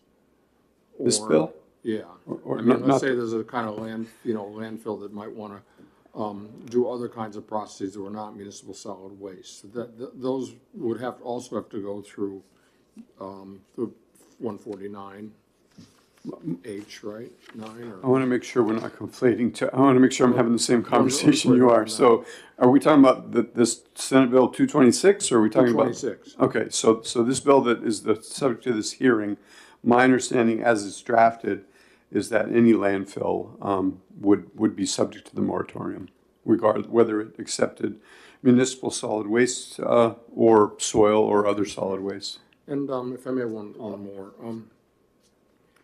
So let's say a municipality wanted to establish a municipality-owned one, as we have in Nashua and elsewhere. Mm-hmm. They also would be prevented under this until 2031. I believe that's true. I don't believe the bill makes any distinctions between municipally owned or privately owned landfills. Further questions? Okay, that's it for now. Thank you. Senator Roosevelt? Thank you.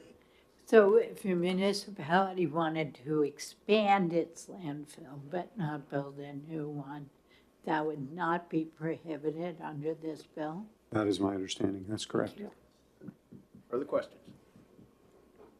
All right, seeing none, thank you. If I may, I just wanted to, going back to my previous, I made reference to Representative Germana's bill a number of times, and I checked during the break. It's House Bill 171. I couldn't remember the number at the time. 171. All right, thank you for that. Anybody else that would like to testify on Senate Bill 226? Mr. Chair? Yes. Could Henry come up for a second? I just wanted to ask a question if he. Henry, would you like to testify? Or answer questions? Thank you, Mr. Chair. For the record, my name is Henry Bayou, here on behalf of Waste Management.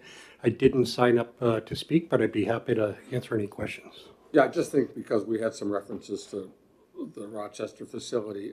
So just to clarify, would 226 as written interfere with any way with your expected filing in 2028 for the Rochester expansion? I think as Director Wimsatt just indicated, it would not. Section 2, because it would be an expansion of an existing landfill, it would not affect that. There's been quite a bit talk about the capacity. So Rochester in the Turnkey landfill is the largest landfill that we have here in the state. It accepts most of the waste that we have here in the state.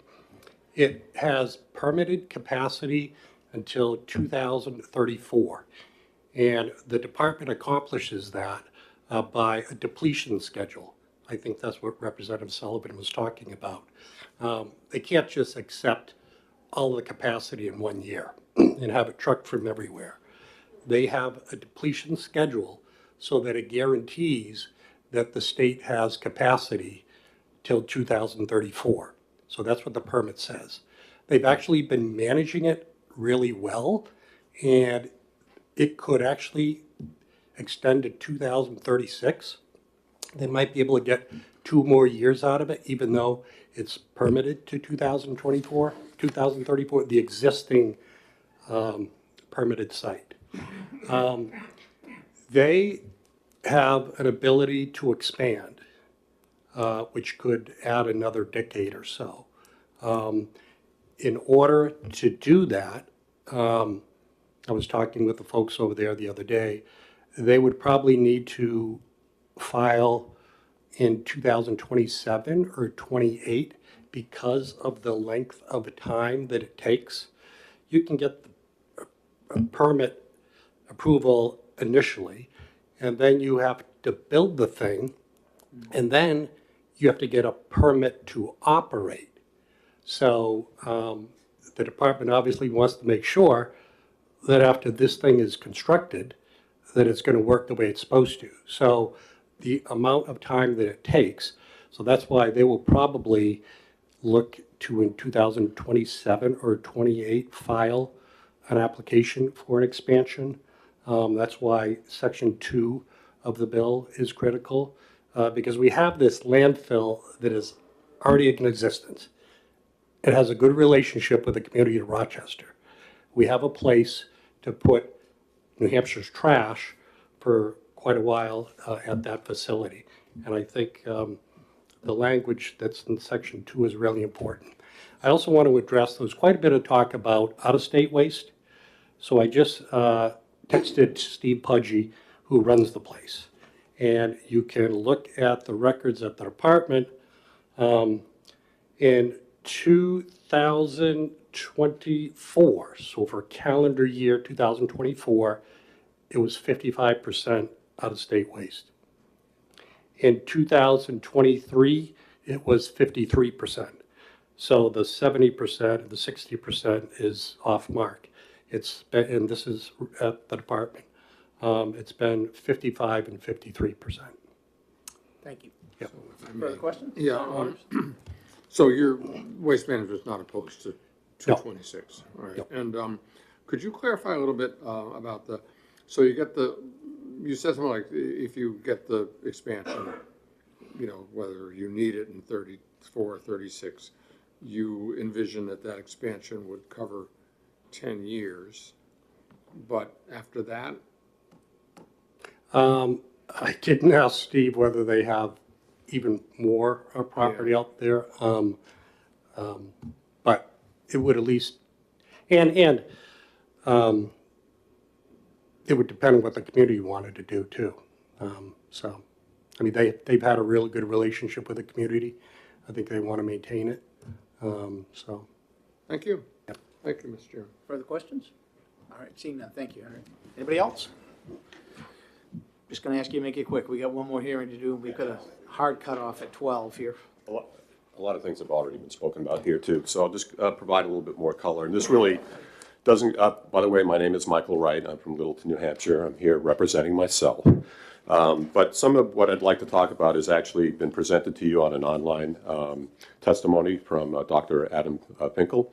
And just in reference to what Waste Management was saying about capacity, because that's been a big issue here today, right, is that New Hampshire has zero need for another landfill, let alone one sited currently up in the one that's under consideration up in Dalton, which is hydrologically one of the worst tracts in the state. As Waste Management just was talking about, and they actually did this presentation to the House E&A Committee last month, they have capacity up to 2036. And they're definitely going to file an application to expand. And what I've been given here is that it could expand maybe roughly 20 years of capacity too. So currently in New Hampshire, we generate about 1.1 million metric tons per year. And Rochester has room for 1.4 million metric tons. Then there's 200K tons up in Carberry, which is now serving almost every community north of the Notch. And from our waste management strategies, we're supposed to be generating actually 25% less disposable trash for landfilling. So if you take this all into consideration, New Hampshire really has enough capacity for the next 30 or 40 years. It's not possible for a needless additional surplus capacity to actually add any benefit to the state at this time. Now, the big thing about landfilling is what comes out of the landfilling that really is a huge concern, which is leachate. And a new landfill in New Hampshire would not only be the magnet for Massachusetts and Connecticut trash, it will generate up to 1 billion gallons of PFAS containing leachate, which will be then shipped down to Concord or Merrimack for processing. Now, the problem with leachate is that there's currently no way to remove PFAS from the leachate on an industrial scale. The next 5 years for this pause would actually be time well spent exploring how we can develop annihilation technology in the field so that we can actually deal with a lot of this PFAS that's generated from all the trash that's coming up from south. So that's really all I wanted to say about that. I mean, I support this bill. I hope that provides a little bit more color about some of the details with this.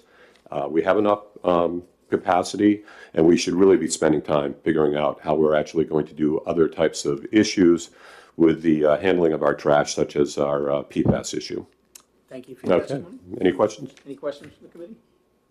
All right, seeing none. Okay, thank you. Appreciate it. And with that, we're going to close the hearing on Senate Bill 226. Senator Rochford is here, so we will open the hearing on Senate Bill 227. Good morning and welcome again. Good morning, Mr. Chairman. For the record, my name is David Rochford, Senator from Senate District 1, serving all of Coos County and the top third of Grafton County. I come before you today with Senate Bill 227. And I know I made some jokes about Groundhog Day, and I'm going to not make that joke again, but we've got another bill in front of us that actually the basis for this Senate Bill 227 is actually House Bill 1454, which passed both the House and the Senate 2 terms ago. Ultimately was vetoed by the governor at the time, and the veto was not overturned. But to reemphasize, it was the position at the time of the House and Senate. And what this does is obviously, the department goes forward and sets rules, and they set rules based on certain parameters, be it granular, not granular, broad, specific direction of the legislature. And I know they just revised the rules that changed the setbacks for landfills from 200 feet, arbitrarily set number, to 500 feet, which arguably is another arbitrary number. And what this bill does is it provides some more specificity for the department to look at the flow of leachate. It's looking at when these things leak, when these landfills leak, how long is it going to take for that leachate, as we heard a little bit discussion in the last hearing, to get from the landfill to move across a length of distance. Now, this is important because obviously if it's moving towards a body of water or moving towards a drinking supply, that's of concern. And what 227 would do is it would provide some parameters to measure the distance over time where the leachate would flow if, God forbid, there was a leak. Now, I know I know we've got experts here around this table that could talk to you about, water flow and perk testing and as it relates to septic systems. But as I understand it, this would be essentially a reverse look at that. We don't want the stuff to flow out of the landfill area into drinking water.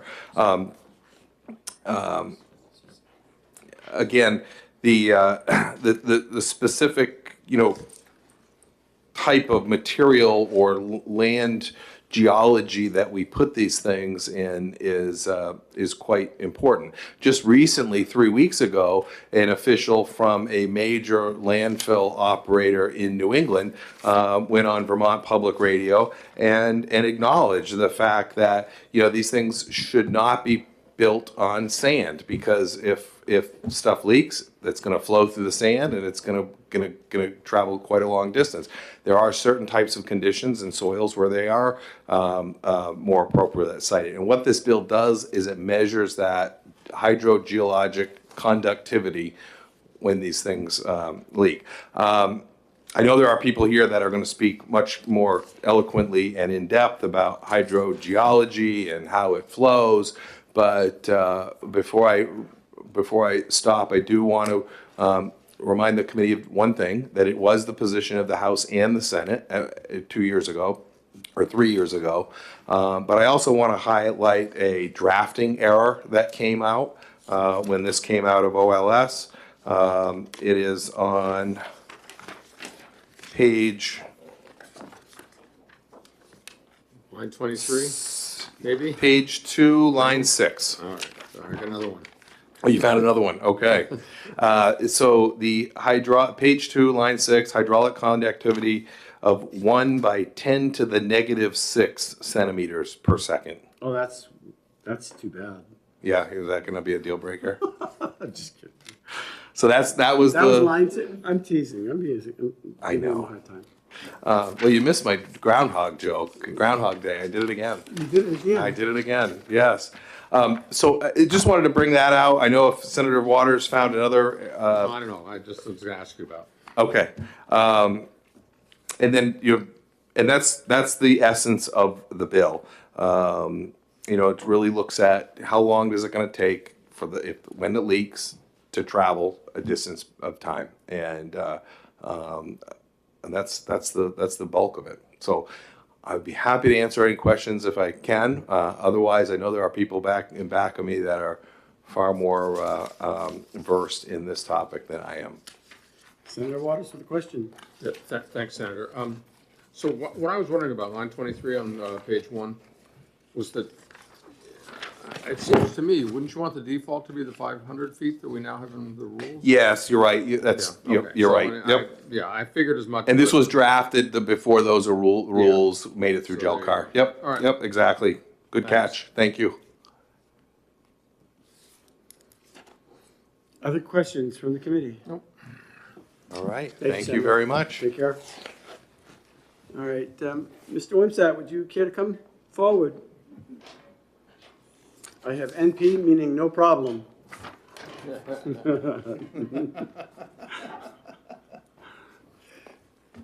Or no position. Yes, I did leave it up to your interpretation, Thank didn't you. You did. Good morning again. For the record, Mike Wimsatt, Director of the Waste Management Division for New Hampshire DES. Thank you, Mr. Chairman and members of the committee, for the opportunity to testify on Senate Bill 227. As I indicated previously, we're not taking a position on this bill, but again, we do, if we identify concerns or observations that we think would be of interest to the committee, we try to point them out to you and then be available for questions. So with that, I do have a few things that I wanted to note about this bill. First of all, so in section 2 of the bill, lines 9 to 14, again, it establishes a 5-year setback distance for surface waters. I would note that, as has been suggested, we did pass rules recently that do two things that are important. They set a default setback of 500 feet from surface waters, but they also provide a more performance-based setback, which is to say that a landfill and the footprint and its associated infrastructure cannot be sited in a location where a release of a contaminant from that footprint could get to a surface water before it could be detected, investigated, and remediated. So that's a protective part. That's our vision for the protectiveness of those rules. That was just passed? Exactly, that's correct. And so, but also want to note that on page 1, lines 15 to 19, the details about how a maximum seepage velocity is determined. Some concern, unclear if that is a macro scale evaluation or a single location measurement. The language suggests that it could be a single location measurement. And if that's the case, it could really potentially exclude nearly any site due to a relatively small area of soil that's neither contiguous in the formation nor representative of the sort of macro scale of the aquifer in the area. In other words, if you did a test pit in a limited area of very coarse soils, you could get a result that would suggest a very fast travel time that really wouldn't be representative of the site. So we think that definition, if this bill were to advance, we think that definition should be looked at carefully. The next thing I would note is that just in our review of it, it's unclear to the agency why expansions of existing facilities would be exempt from these siting criteria. If these siting criteria are deemed to be important and protective, we don't understand why residents of a community that already happens to have a facility there should, with an expansion, be subjected to less protective conditions than a new facility. So that just really posing that question. And then the next issue that I would raise would be on page 2, lines 16 to 18. Again, this goes back to that fully permitted language. If that's the intent, it'd be better to remove the word fully from that paragraph for the same reasons that I described in my prior testimony. I'm sorry, page 2, lines 16 to 18? Maybe I'm on the wrong page. Sorry about that. Am I missing something? It goes up, page 2 has... Yeah, I've got, hold on just a moment. I will correct myself here.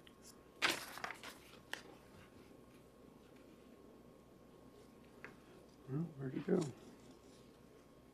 Oh, sorry about that. It's page 1, lines 29, or line 30, basically, is where the word fully appears. Yep. Sorry about that. Oh, yeah. And what does that mean? Fully permitted? Well, you're right. So the concern is that if the intent of the bill is to exempt existing facilities, but only in the event, to the extent that they're fully permitted, we would argue that there's no facilities ever fully permitted because we administer our whole regulatory program for solid waste landfills through a permit system.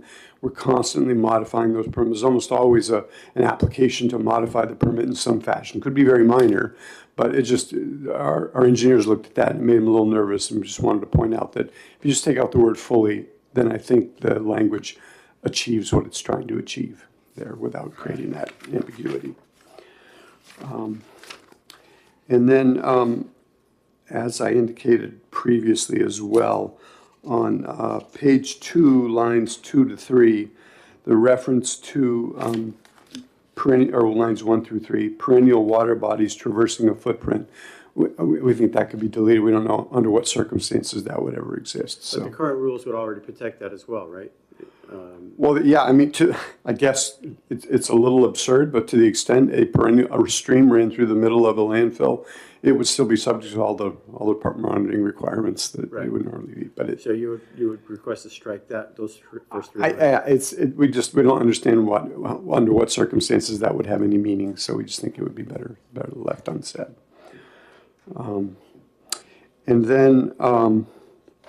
The next issue, I was going to point out the error, but the sponsor did that on their own, so I won't mention that. The next point I would make would be that on page 2, lines 7 to 12, it describes the conduct of subsurface investigations that describe the superficial stratigraphy and bedrock, quote, at least to a depth of nearby aquifers used and potentially used to provide drinking water to residents.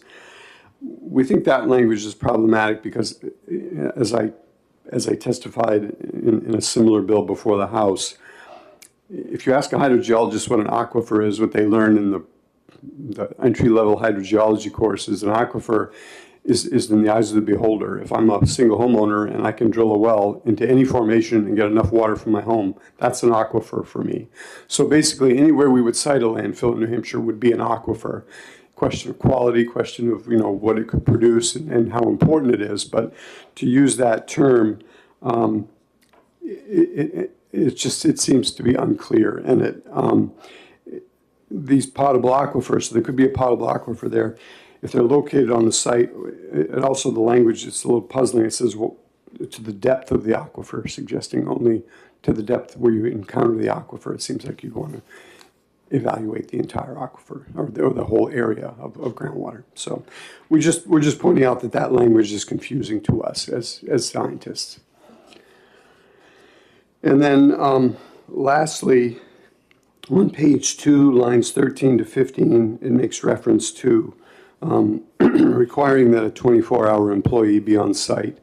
And I think that we noted this in our review of the similar House bill. We didn't make note of it before the committee, but the industry did make note of this, saying that they didn't feel that was a good use of resources. They felt that a better use of resources would be to advance or augment electronic monitoring systems that were capable of notifying personnel off-site. And we had the same observation, because if you could pay a security guard to be there 24/7, but that doesn't guarantee he's going to notice that something is overflowing. A landfill site is a big site, and unless they really have the electronic monitoring systems to identify some kind of an overflow or a failed pipe, a failed valve, or a failed switch, your electronic monitoring systems are going to be a lot more effective at determining that than just someone working on the site 24/7. And so we would agree that if we're going to ask a permittee to put resources towards ensuring that the facility is safe 24/7, just having someone there on the site is probably not the most effective way to do that. Chairman, I know there's a new fiscal note on this. Could you get the copies for us? This is a killer if I didn't show it to you. Is there Yeah. other questions? Are you done? That's all I have, yes. All right, follow up. So, thank you, Mike. Hey, hit your mic, please. Sure can. So, would it be correct then to say on the existing sites that an expansion would simply be governed by the 500-foot rule? That's correct. No matter what the expansion is, it's the 500-foot that would apply to them, not anything else. That's correct. We put an augmented set of standards in for siting in the rules, and expansions of new facilities will be subject to those augmented standards. Yeah. I'm just trying to think about imagining if this were enacted, and given the nature of New Hampshire, whether you really could you really find a site anywhere in the state, given the water we have, that could qualify under this? That's not clear to us. The analogous bill in the House also set a 3,000-foot setback, or the 5-year travel time, whichever is greater. Yeah. And the chair of the House E&A committee asked me to create a map that would describe those areas. And I said, well, the 5-year setback is it's too granular, it's too specific to the site. We don't know how to map that.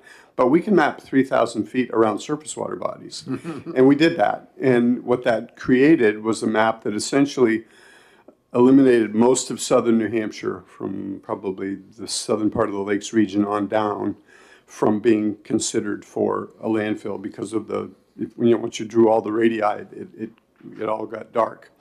And left significant portions of the total percentage was I believe it left on the order of, I can't remember if I got these reversed. I think it was 46% of the state remained for potentially siting a landfill. But if you looked at the map, you knew that, and understand, that's just that 3,000 foot, that's no other siting criteria.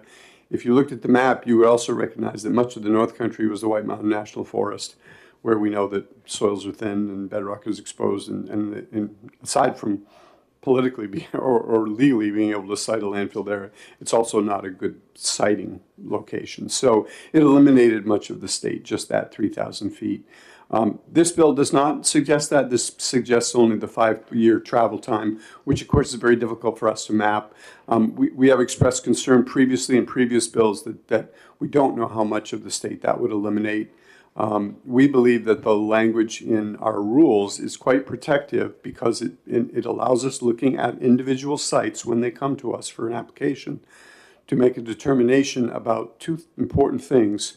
So forget the number of feet setback. The performance standards are, you can't site a landfill where a release of a contaminant from the footprint would contaminate, could get to essentially contaminate groundwater at the property line without first being detected and having an opportunity to remediate it, and couldn't contaminate an off-site surface water with, as I testified previously, unless you could detect it, investigate it, and remediate it before it reaches the surface water. So while those are, there's some subjectivity on the part of or they're objective, but they're on the part of the hydrogeologists and the engineers reviewing the application to make a determination about that. But it's based on the site, and that's what we think it should be, because then what we're really doing is saying we don't want these resources to get impacted. We want to be able to look at an individual proposal and determine that it's not going to impact those resources in a way that wouldn't allow us to remedy it before the impact happens. I have a question regarding Bethlehem and the new rules. Could Bethlehem be expanded if so choose, based on the new rules? I have not evaluated that site with respect to the rules, but I'm not aware of a specific condition that would prevent it. But again, we've not evaluated that. We don't. My understanding is that the Bethlehem site is expected to close in 2026, perhaps a little bit later. And the reason for that is not that it was denied a permit from DES, but because the zoning, the local zoning, does not allow expansion beyond the footprint that they already occupy. Senator Rosenwald, did you have a question? I was looking for the new fiscal. The date seems to be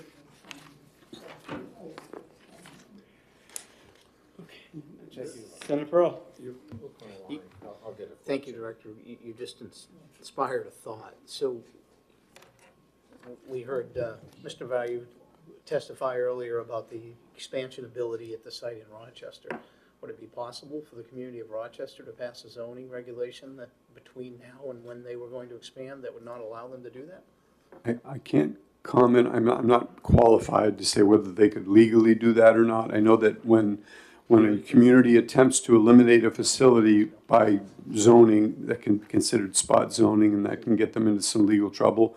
But certainly the courts have held, basically the courts have held, as I understand it, my layman's understanding of it, is that solid waste facility regulation is primarily given to the state to do. We have primacy with respect to that. And that local communities can't enact very much that would sort of cross into the state's regulatory authority. However, the courts have specifically held that through duly enacted and properly enacted zoning, a community can decide where in their community they want to allow a landfill to exist. And that's what has happened. That zoning has been in place, as I understand, in Bethlehem for many, many years. And the permittee there has been operating under that understanding for several years. Thank you for clarifying it. Senator Rosenwald. Thank you. Do you have an estimate on this remote monitoring that you mentioned? That would be a one-time cost. On the cost? I don't know what the costs are because, again, those are borne by the permittee. I will tell you that we did augment our remote monitoring requirements in this most recent rulemaking that we did to ensure that particularly leachate management systems are properly monitored so that if there is a malfunction that occurs during off hours when the facility is not manned, that there will be alarms that would actually, automatic dialers, which would actually dial designated personnel every 10 minutes until they answer, until they respond. Follow-up. Thank you. So that would knock out this $100,000 to $500,000 annual cost in the fiscal note? Oh, in the fiscal note.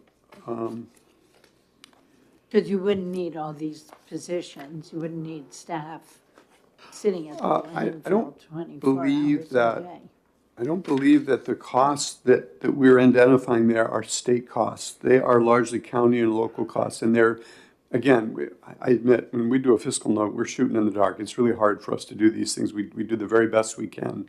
But our understanding was that if a county or a municipality chose to operate a landfill, we don't have any county landfills right now, but we have several municipally owned and operated landfills, Nashua, Lower Mountain, Washington Valley, and Lebanon, that they would need to comply like anybody else. And those were the estimated potential range of costs that they might incur. And that's for, complying with the rule in its entirety, not just the remote monitoring or the requirement to have someone there 24/7.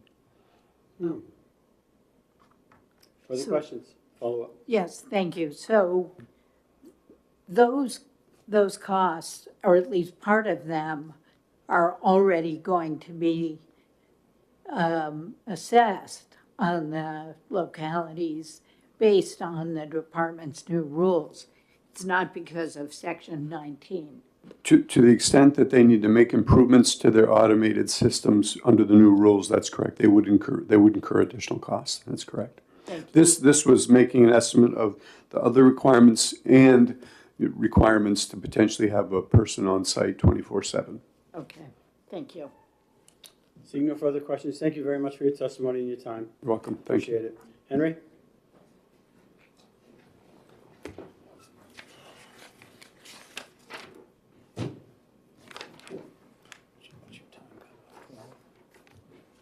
We'll get plenty of time. Thank you, Mr. Chair, and members of the committee. For the record, my name is Henry Vayu, here on behalf of Waste Management. We've got issues with a number of sections in the bill. Director Wimsatt highlighted a few already. On page 1, line 19 of the bill, where it talks about the maximum seepage velocity shall be the highest rate measured for any test site in the disposal area. So that's basically trying to determine the seepage velocity. And at Turnkey Landfill, which is a good site, you'll drill down, it's good. Over here, 12 feet away, good. 15 feet over there, good. 30 feet over there, it doesn't pass. And what this says is that one test site is going to be the maximum seepage velocity. And so it makes more sense to do more of an average. I'm looking at Senator McConkey. He knows soils, he knows seepage velocity. So again, it'd be more representative to do an average to get a good idea of what that location is like. And then the next section, let's see, section 7, which on page 2, that starting on line 4, the undisturbed area underneath the landfill and looking at the seepage velocity there. Again, at the Turnkey landfill, which is a good site, to say you're just going to base it upon the undisturbed soil, you can actually engineer something better, bringing in other material. And so that should be taken into consideration when applying, that if you can take out the underneath and put in something engineered that's better, that should be taken into consideration. And then Director Wimsatt talked about the confusing language on aquifers, which we think that should have another look at there. Otherwise, any site in the state could be eliminated. And then again, the employee on guard 24/7. Turkey has sensors all over the place. The leachate, they treat on-site. They have an on-site POTW, a water treatment facility before that goes to the City of Rochester's treatment facility. And there are more sensors there that can react quicker than someone sitting there 24 hours a day. So just making sure if you want the best result, require the sensors, which we've already invested in. And that's it. Thank you very much for your testimony. Questions from the committee? Senator Waters? Not so fast. Thanks, Henry. So just to clarify from what we heard before, that for your expansion then, you would be governed by the current rules, and that this bill would not affect that. Are you referring to 128?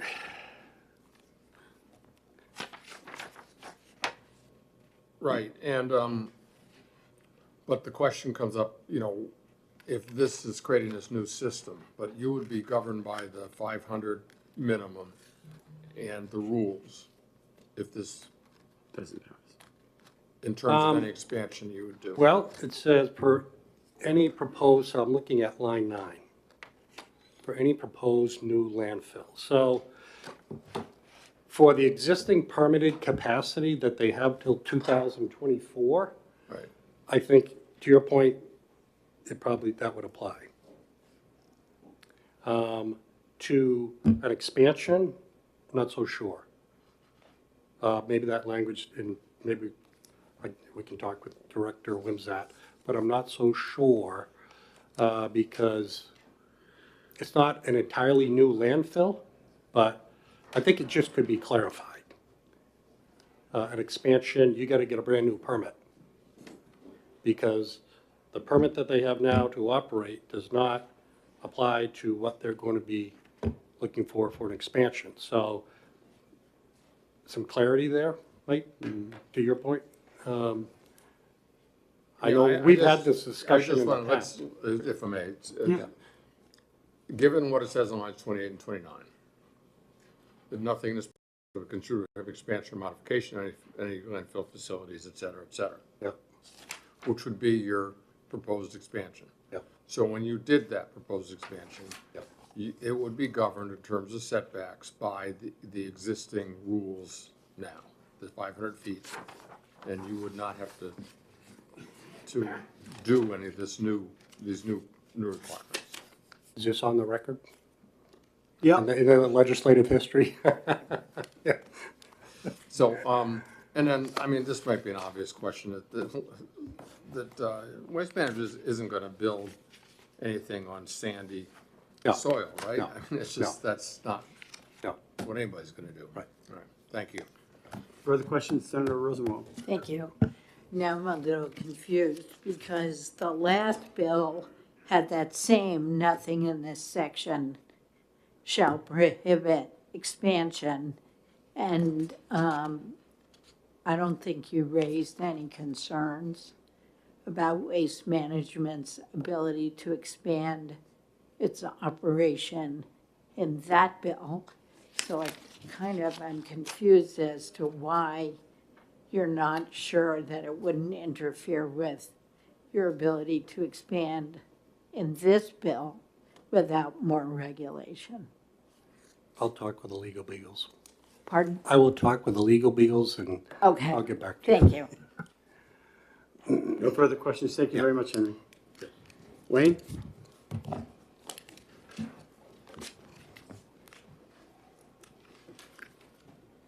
Timothy can come up with you as well, seeing how you're on the same organization.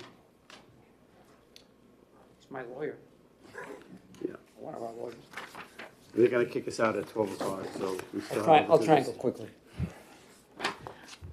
Again, for the record, my name is Wayne Morrison, president of a grassroots organization called North Country Alliance for Balanced Change.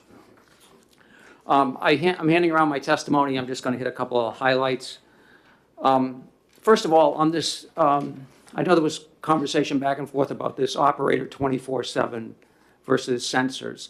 And I just as a cautionary tale, I know of 2 instances in the last couple of years where in the state of New Hampshire at the NCS landfill, we had what I believe is the largest leachate spill in the history of the state that happened over the course of a weekend with nobody around.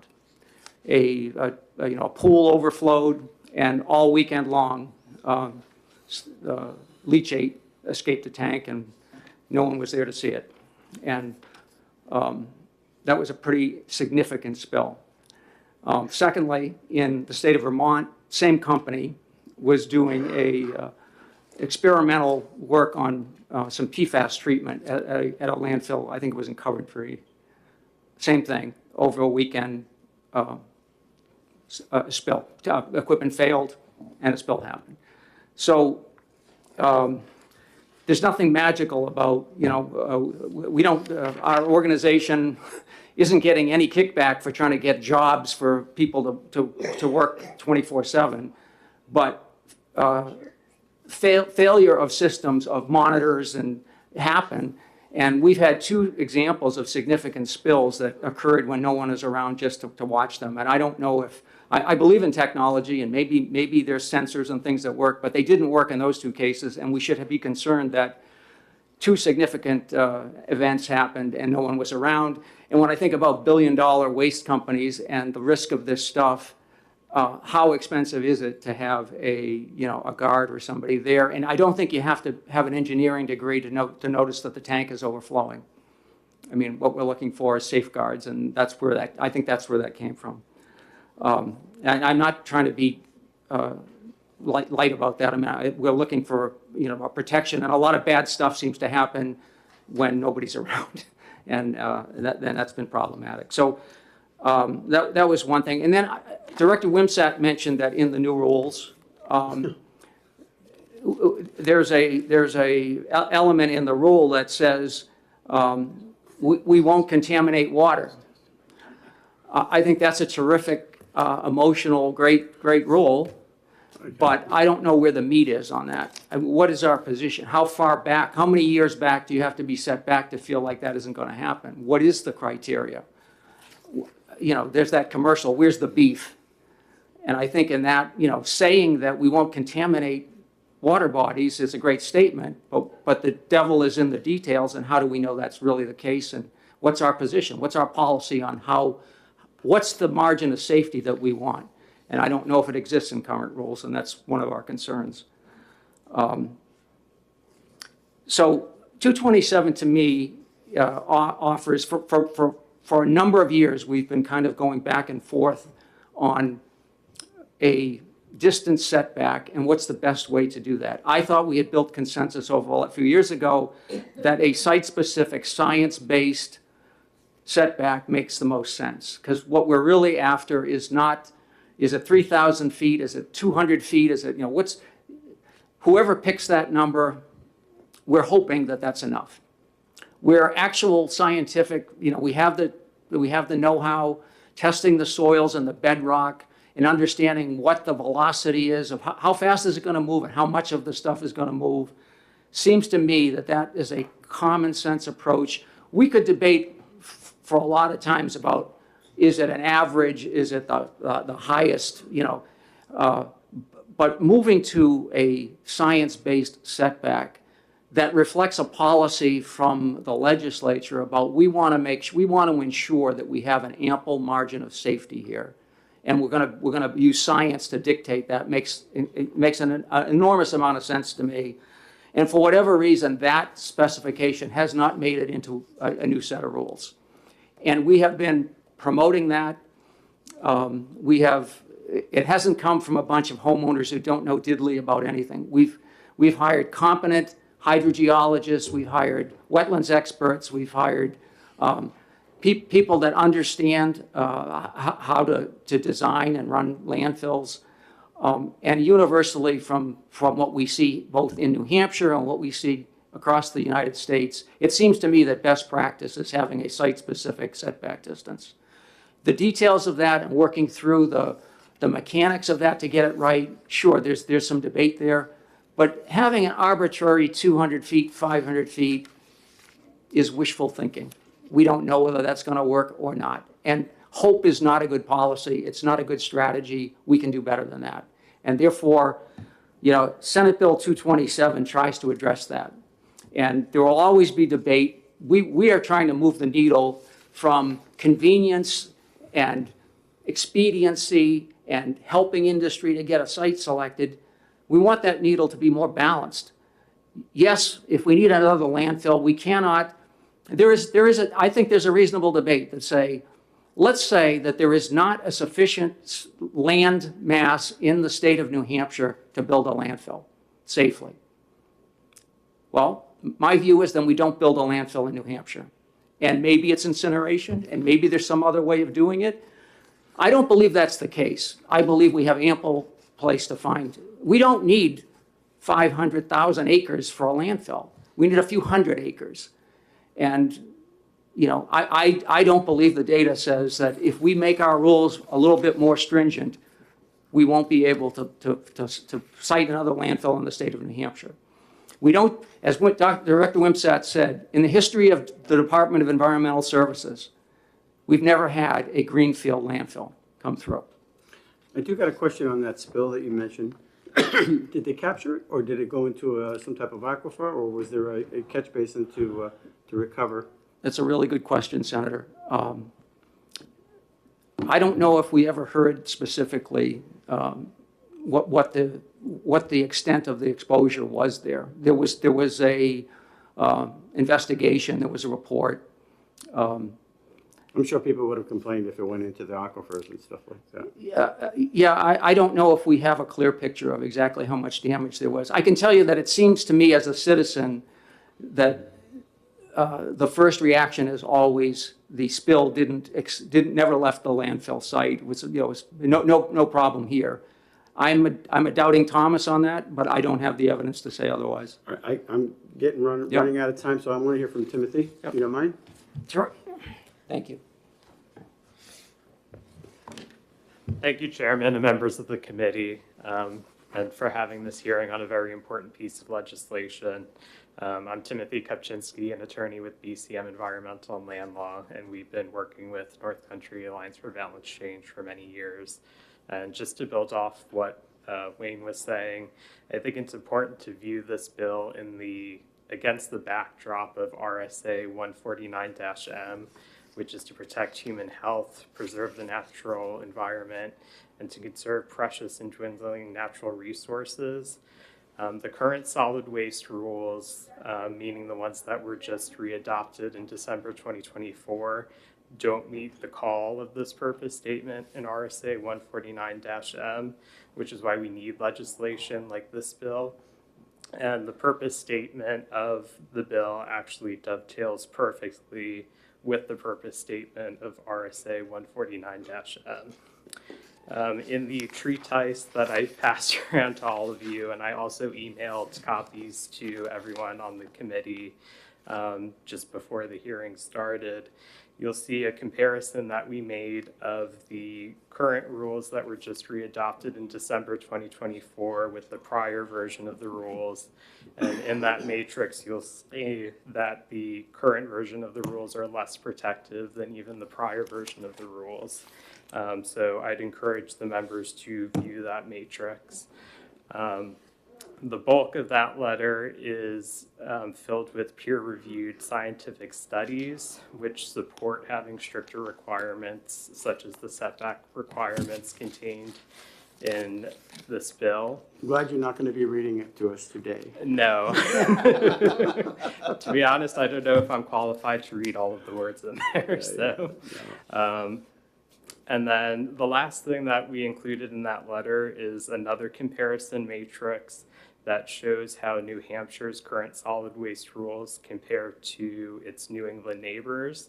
And in that matrix, you'll see that New Hampshire's current rules are the least protective out of all of the New England states.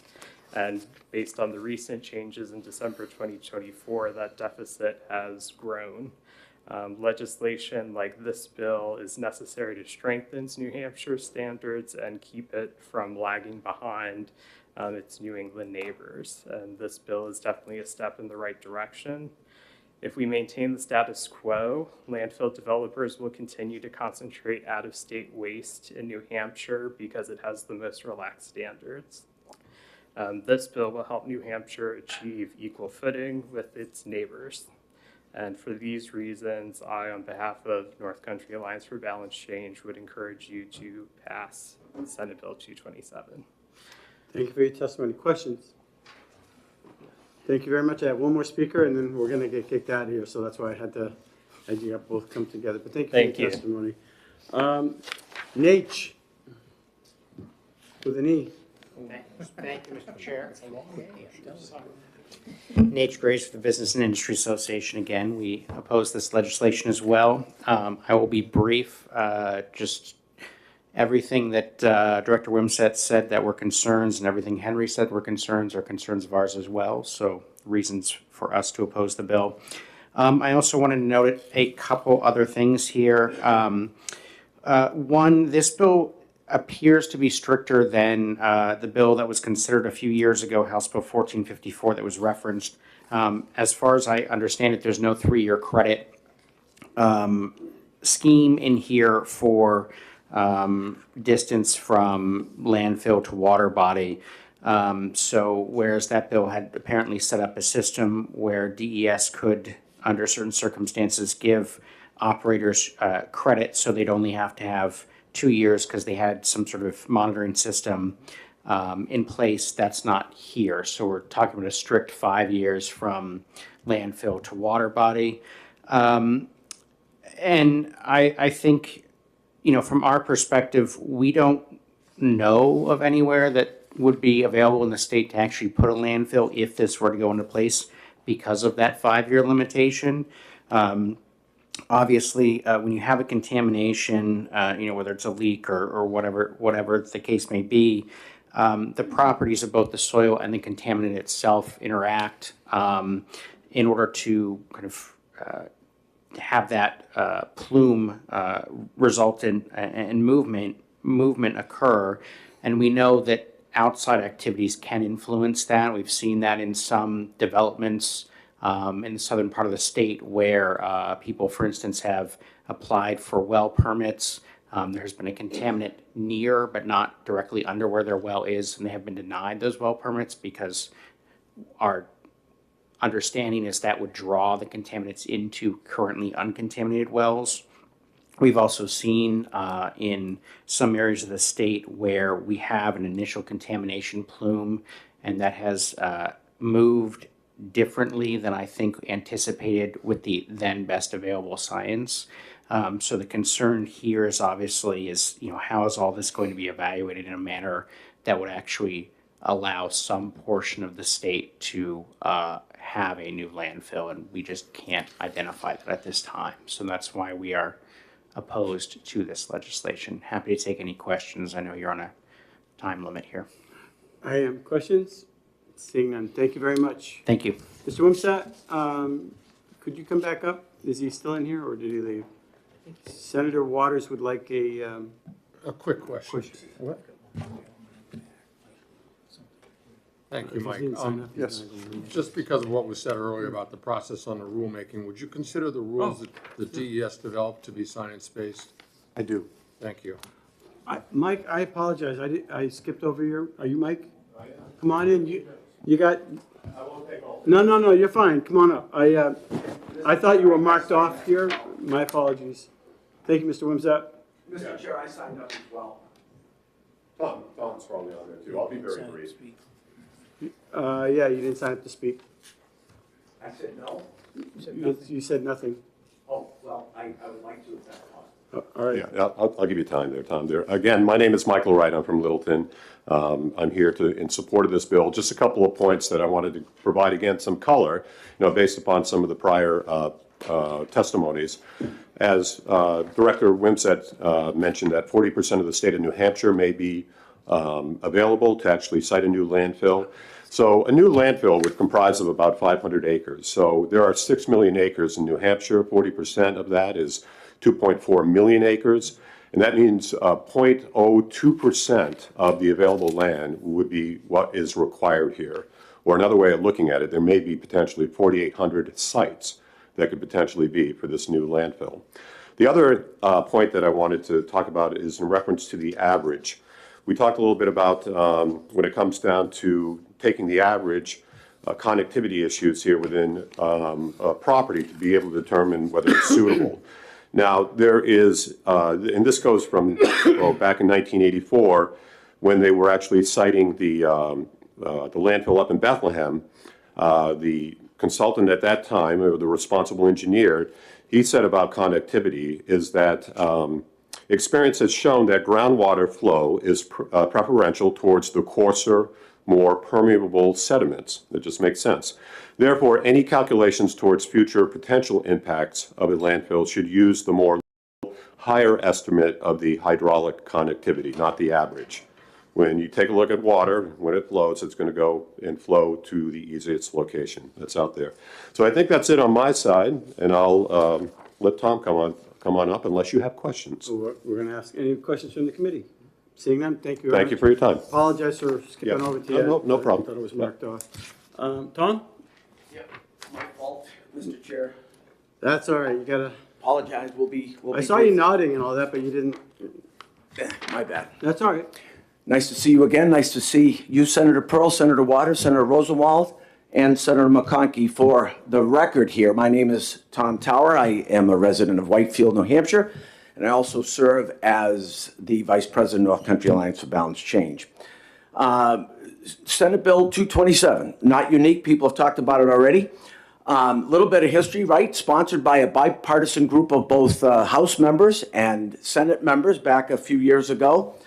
And then ultimately went through both chambers, overwhelmingly in the House, passes through the Senate to the governor's desk. Governor vetoes it, but it didn't end there, because I think it's really important to mention that when this bill went through the process, there was only one bill in the state of New Hampshire, one veto that was overridden by the House of Representatives, and that was the then 1454, which is a bill very similar to this. Why do I bring that up? Is because it had overwhelming support by the legislature, by the people of the Granite State. So it was a good bill. And why was it a good bill? And why is this a good bill? Because it addressed, at the time, a 200-foot arbitrary setback. This bill addresses what is now a 500-foot arbitrary setback, right? Why is it necessary? I'm not going to get into hydrogeology, right? I'm going to get into common sense. It's necessary because whether or not you have a double liner, a triple liner, or a quadruple liner, stuff happens. Stuff happens. My colleague mentioned that a few years ago, 154,000 gallons of leachate spilled. Had nothing to do with the bucket. Had nothing to do with that high-tech technology that's going to block everything from leaching into the environment. This happened where a landfill is under an operation. It was off-site of that particular bucket that contains that very toxic leachate, and that 154,000 gallons did spill. I passed around some reference material, which I hope will clear some things up for you, Mr. Chair, and the other members of the committee. And one other example I want to bring up. It was just last year, right? In this particular case, leachate is pumped off the liner where it travels through pipes and onto a storage tank before getting trucked off to a facility to be treated. From the second half of 2021 to the first half of 2023, this particular landfill pumped out 2.8 million gallons of leachate. That skyrocketed from the second half of 2023 to the beginning of 2024 to 5.2 million gallons. And landfills, by law, by DES rule, are restricted to having no more than 12 inches of leachate contained in the bottom of that landfill basin at any one time. On hundreds of occasions between July of 2023 and June of 2024, this facility failed to keep to that required level.